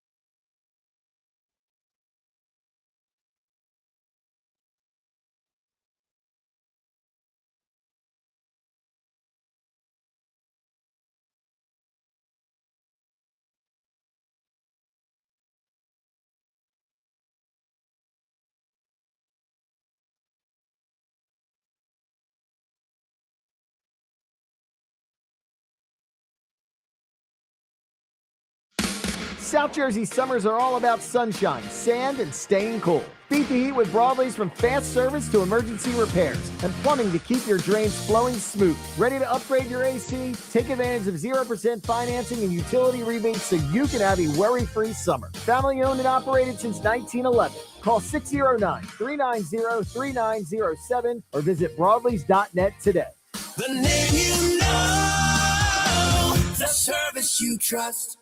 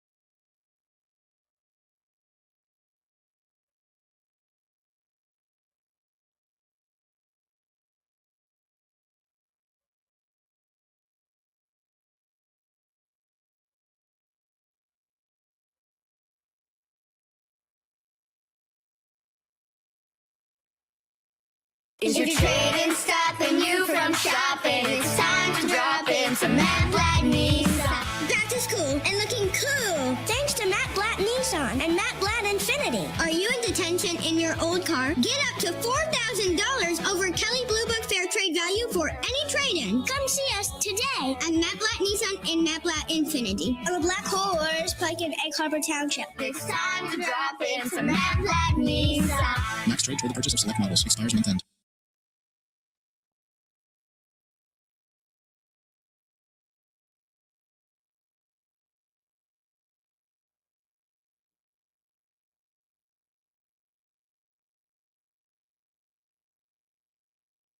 Good afternoon with your South Jersey weather forecast. I'm Joe Kelly. Over the next couple of hours, we could see a stray shower here or there.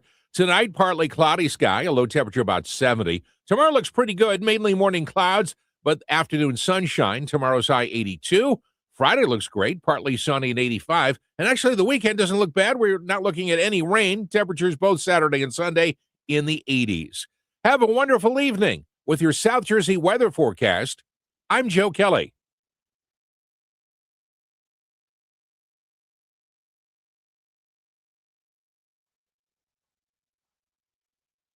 We have the perfect solution for sitting in. Come with me.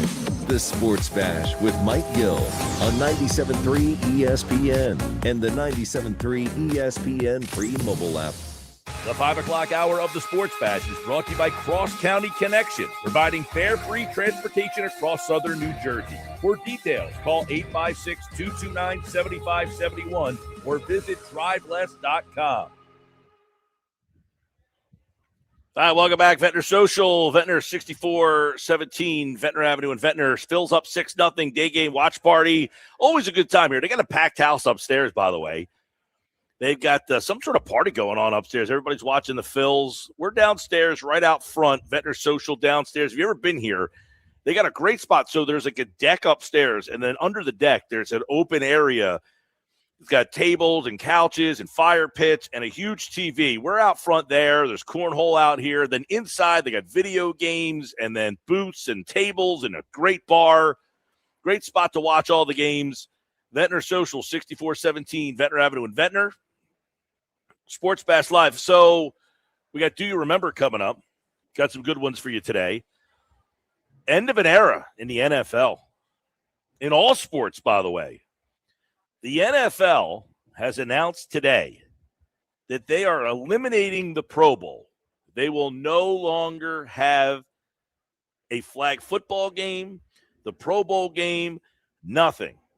You will be announced as a Pro Bowler. 88 players will receive the Pro Bowl honor. There will be no alternatives. And that is it. They become the first major United States sports league to end its all-star event. Good flippin' riddance to the Pro Bowl. I'm shocked that they got rid of it for the reason of it's football, it's a television event, it's another reason. Put it this way. What do you think had more viewers? The Phillies Twins game in the Field of Dreams or the preseason football game that was on that night? Which one? I mean, well, it was probably the preseason only because of the fact that the Phillies game was on Netflix. So that probably didn't help. The Phillies game on Netflix had about 1.6 million viewers, which is considerably down from the first ever one that was on Fox, which had like 7 million viewers. It got blasted by a preseason football game. Yeah. So the point being is you put football on TV, generally people, the Hall of Fame game had over 7 million viewers. So you put a football game on TV, people are going to watch it. That's how bad the Pro Bowl got, that they just said, all right, we're getting it. But I do like that they're naming the Pro Bowlers. There's no more of alternates where it's like, Snoop Hundley's a Pro Bowler this year. He played like 4 games, but we ran out of quarterbacks. So now if you're a Pro Bowler, you're at least legitimately one of the best players in the league. Potentially. They still mess that up sometimes, but at least you're not down to like the 4th or 5th Pro Bowler. You know what I'm saying? Yeah. Once guys started opting out, that was the moment that you realized this thing is starting to go downhill. And then when they put Snoop Huntley in, that was the moment that Shedeur Sanders made it last year. It's just bad. It just doesn't make any sense anymore. Like, why but are like you were trying to say, okay, who's a good player? Like Pro Bowl linebacker. Okay, it's one thing if you make it as the Pro Bowl linebacker, but it's another thing if you're like the 4th alternate. The whole point of the Pro Bowl was supposed to be another check mark in your column. Like, for example, baseball and basketball and hockey have all-stars. Mm-hmm. The whole point is that if you weren't an all-pro, the next level down was Pro Bowler. Yep. They completely devalued it. And now that it's devalued, good. Get rid of the game. That's what I say. 1,000% the fact that the last thing I wanted to see was somebody get hurt in a flag football game. That was my concern with the flag football thing, is you get a guy out there tearing his ACL, planting or making a catch and coming down awkwardly and doing something that careers – and that was ridiculous to play a flag football game. The other thing is that, and I've heard a lot of former players bring this up, Mike, the players stopped caring more so than ever when they moved the game away from Hawaii. For a lot of players, they used that as opportunity, right, to take the trip, bring their family to Hawaii, make a week of it, a little built-in vacation in the calendar. Well, last year, it was on like a Tuesday night during the Super Bowl week. Yeah, in Orlando. No, I think it was in San Francisco. Was it in San Francisco? See, that's the point. I don't remember where it was. I know it was in Hawaii because that was an amazing thing they used to make a big deal about on television. No, it was in Hawaii for all those years, and then they kind of ended the Pro Bowl, and then it went to this flag football game. Listen, I respect people that play flag football. It's not football, all right? It's not the same sport. They should never have made football and flag football play together. You want to play flag football? That's a different sport. Go play flag football. So, yes, it was the last couple of years. They've held the Pro Bowl games at the location in the city locale of the Super Bowl. Yes. Yeah, on like Tuesday. It was like a Tuesday night. Yes. When we were there last year. Tuesday, February 3rd. So what's the next sport that needs to get rid of its all-star game? NBA? I don't know. The NBA game, I know the defense and all that, but you're still watching the best guys play. I think the hockey thing is really confusing. They didn't even have an all-star game. They did the Four Nations this year. Yeah, but at least with hockey, they're still playing hockey. Yeah, not really, though. You're doing like these 3-on-3 pods. Well, when they did that, that was stupid. Yes. Well, exactly, because they ran out of ideas, so they started to do that stupid Yeah, but stuff. they had good ideas. They just this is where the money gets involved. The network started being like, you got to change it up. And it's like, no. There's nothing wrong with with the best players in the world just playing each other. Like, or a little bump and grind. Like there's no harm in just letting them go out there and play hockey. Like, why does it have to be some spectacle? I think that reference went over your head. Yeah, it did. It was a song. Okay. I don't need any all-star games. The baseball one is the one that I would say of all of them you could keep around. The basketball one. The difference is, like, basketball has all-star weekend, so it's built in over a weekend, and it's all built into sponsorships and all that stuff. That's why it works for that. The baseball one, I do think that they could tweak a little bit in terms of moving it to maybe Wednesday so you don't have these problems with the pitchers. But the football one, that thing was done. That thing was, please put it behind the barn and end this thing for this poor game. Yeah. And they finally made the decision. I wonder why it was today. Like, hey, you know what? Maybe it was somebody in the NFL office was like, you know what? We just don't feel like putting all the money and putting this game together. So there was a bench of executive meetings today among NFL executives in the league. They made a bunch of just different decisions today. One of them was they're bringing back the offseason Hard Knocks next year. It's going to be a division. It's not going to be just one team like with the Giants. I thought that the Hard Knocks was the Patriots next year. No, that might be the preseason, but apparently the off season, they're bringing back the off season Hard Knocks. Gotcha. Okay. Oh, the offseason one, like you said, the Giants. I got you. Yeah, they're doing a division instead of a team this time. They should do the division for the Hard. I haven't watched any of the Seattle one. I've seen clips online, but from what I understand, the Seattle one's really boring. They just don't have a lot of personalities on that team. There's just not a lot of stories on that team. I've heard from people saying that it just hasn't been really good this year. I think you need to do the divisions all the time. That just should be so you at least have 4 teams that you're constantly like getting a chance to kind of see, as opposed to just one team. And if that team's a dud, that season's a dud. Right. Yeah. And listen, the whole point of Hard Knocks used to be there was something drawing you to it. There was a storyline, or there was a player, or this team was a new coach. It was like they ran out of teams and they ran out of ideas. Like, we'll just go with this. Well, you need to have characters that like it. The podcast I was listening to, they were talking about when the Houston Texans did it with Bill O'Brien, and he wanted nothing to do with the cameras. And like the one in Miami when Vic Fangio avoided every interview with every camera, and then they used his opportunity to rip him half the show. Well, exactly. So if you have a team that's not really interested in being a part of it, then at least if you do the division, like I thought the Eagles division one, so you can gravitate towards the team and give them more airtime if they give you better stories. Right. And it's like, for example, this season, I don't know if you've watched it yet, Mike, so I want to give too much away. I have not seen this season at all. Quarterback. Quarterback, I didn't watch any of those. I love this season. I think this might be the best season because you're getting so many weird stories and so many weird, background information. Because for those who haven't seen it, it's not giving anything away. It's been all over the place. But so this year's was. I haven't seen any clips. I haven't heard about it. I've seen nothing about this show. Well, then you and I have very different social media feeds. But basically, Baker Mayfield and Joe Flacco are like the 2 of the main guys on the quarterback show. And the third one is Cam Ward. And it's entertainment. It's theater. And to me, to what your point is, it's the characters on these shows that make the shows. Like, it's not enough to have a big name. You got to have more. Like when Joe Burrow, his season, he did the quarterback show, was elevated because half the show, it was boring as anything. It was like watching paint dry with him.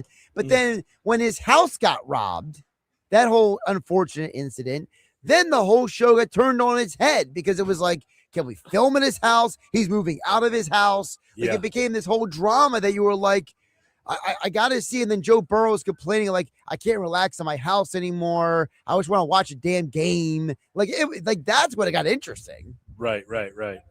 Well, I'm not watching the quarterback show. I'm not watching, what else you got? Receiver. I didn't see any of those. Receiver was lame. Okay. I love a lot of the Netflix stuff. The Receiver show was weak sauce. All right, a couple more before we get out of here. Guys, when I was a kid, I loved the Pro Bowl and the quarterback challenge. That was fun, but it lost its luster. Should just do all-pro, eliminate Pro Bowl altogether. I don't mind if you're announcing, hey, these are the Pro Bowlers this year. So, like, hey, I had a 3-time Pro Bowler. Yeah. That's fine. You don't need to play the game. I'm cool with that. I should mention the NFL. The other thing the NFL did is they came to an agreement with the Player Association today, Mike, that if you commit 3 violations of what they're calling the big 3, so the 3 violations of the most egregious penalties, you will now be automatically suspended for 1 game. So if you commit a hip drop tackle, horse collar tackle, launching, hit on defensive player, or a blindside block, if you commit any 3 of those in a season, you're automatically suspended. I don't like that rule. Because sometimes the horse collar it's not done purposefully. Right, but it's the accumulation of all 3. So if you commit 3... Oh, if you do all 3 of them. So I thought you meant if you did any of the 3. No. So you have to commit 3 of these violations in a season. Gotcha. Yeah, I thought you were saying if you do any of those 3 things, you're suspended. No, you have to have a combination of 3. Gotcha.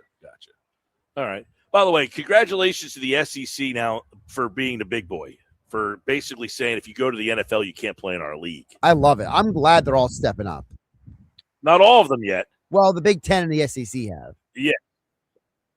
Apparently the Big 12 says they're going to be next, but I'll believe when I see it. Well, if the SEC did it, I would imagine the Big 12 will too. And who cares about the ACC?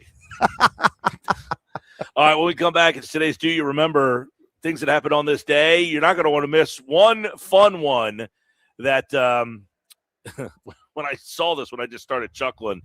More Sports Bash live at Ventnor Social, 6417 Ventnor Avenue. Stop out for dinner. Got the Phils up 6-0.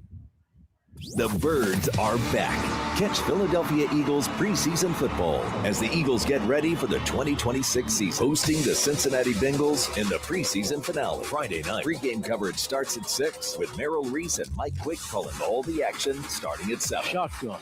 He's back. Here comes the rush. They've got him in midfield. Ty Robinson, you bet it is. This is South Jersey's radio home of the Philadelphia Eagles. 97.3 ESPN.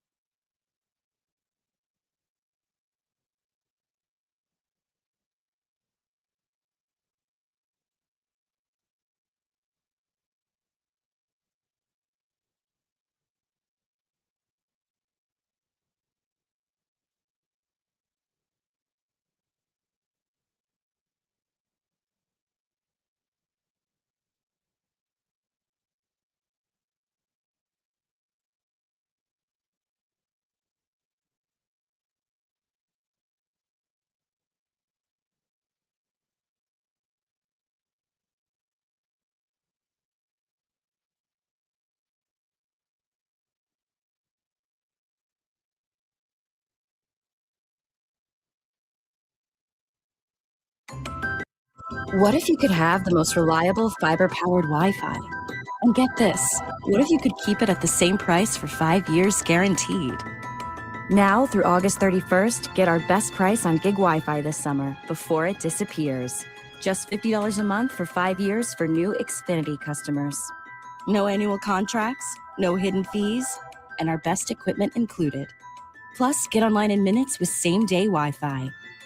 It's Wi-Fi that finds and fixes problems before you even notice them. Like super intelligent Wi-Fi with a 6th sense. Plus, it keeps you protected from online threats. And get Peacock Premium included for 2 years. Lock in your price and unlock the possibilities. Get it now at Xfinity.com. Xfinity. Imagine that. Restrictions apply. Requires paperless billing and autopay with stored bank account. Taxes and fees extra. Speeds vary. Use of fiber coaxial cable. Learn more at Xfinity.com/same-day Wi-Fi.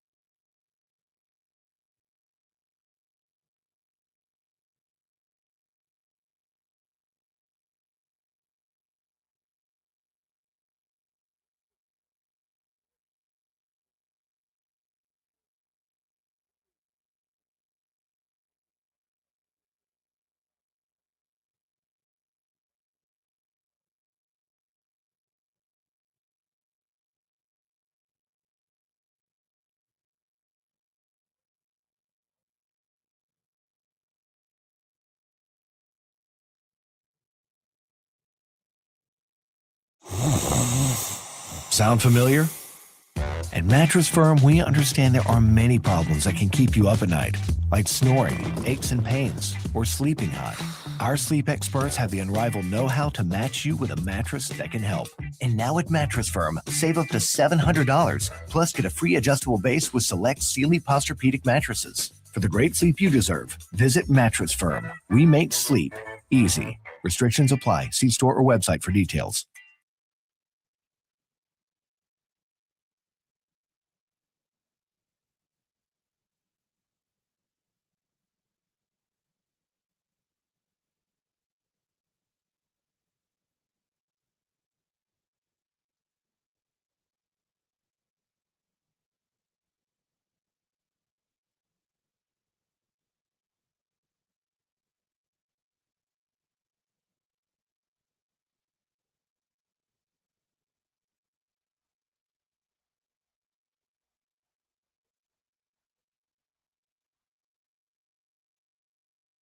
Listening to The Sports Bash with Mike Gill on 97.3 ESPN and the free mobile app.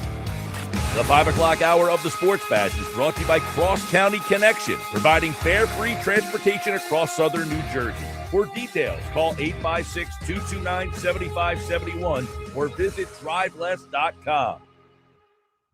All right, do you remember these are events that happen on this day?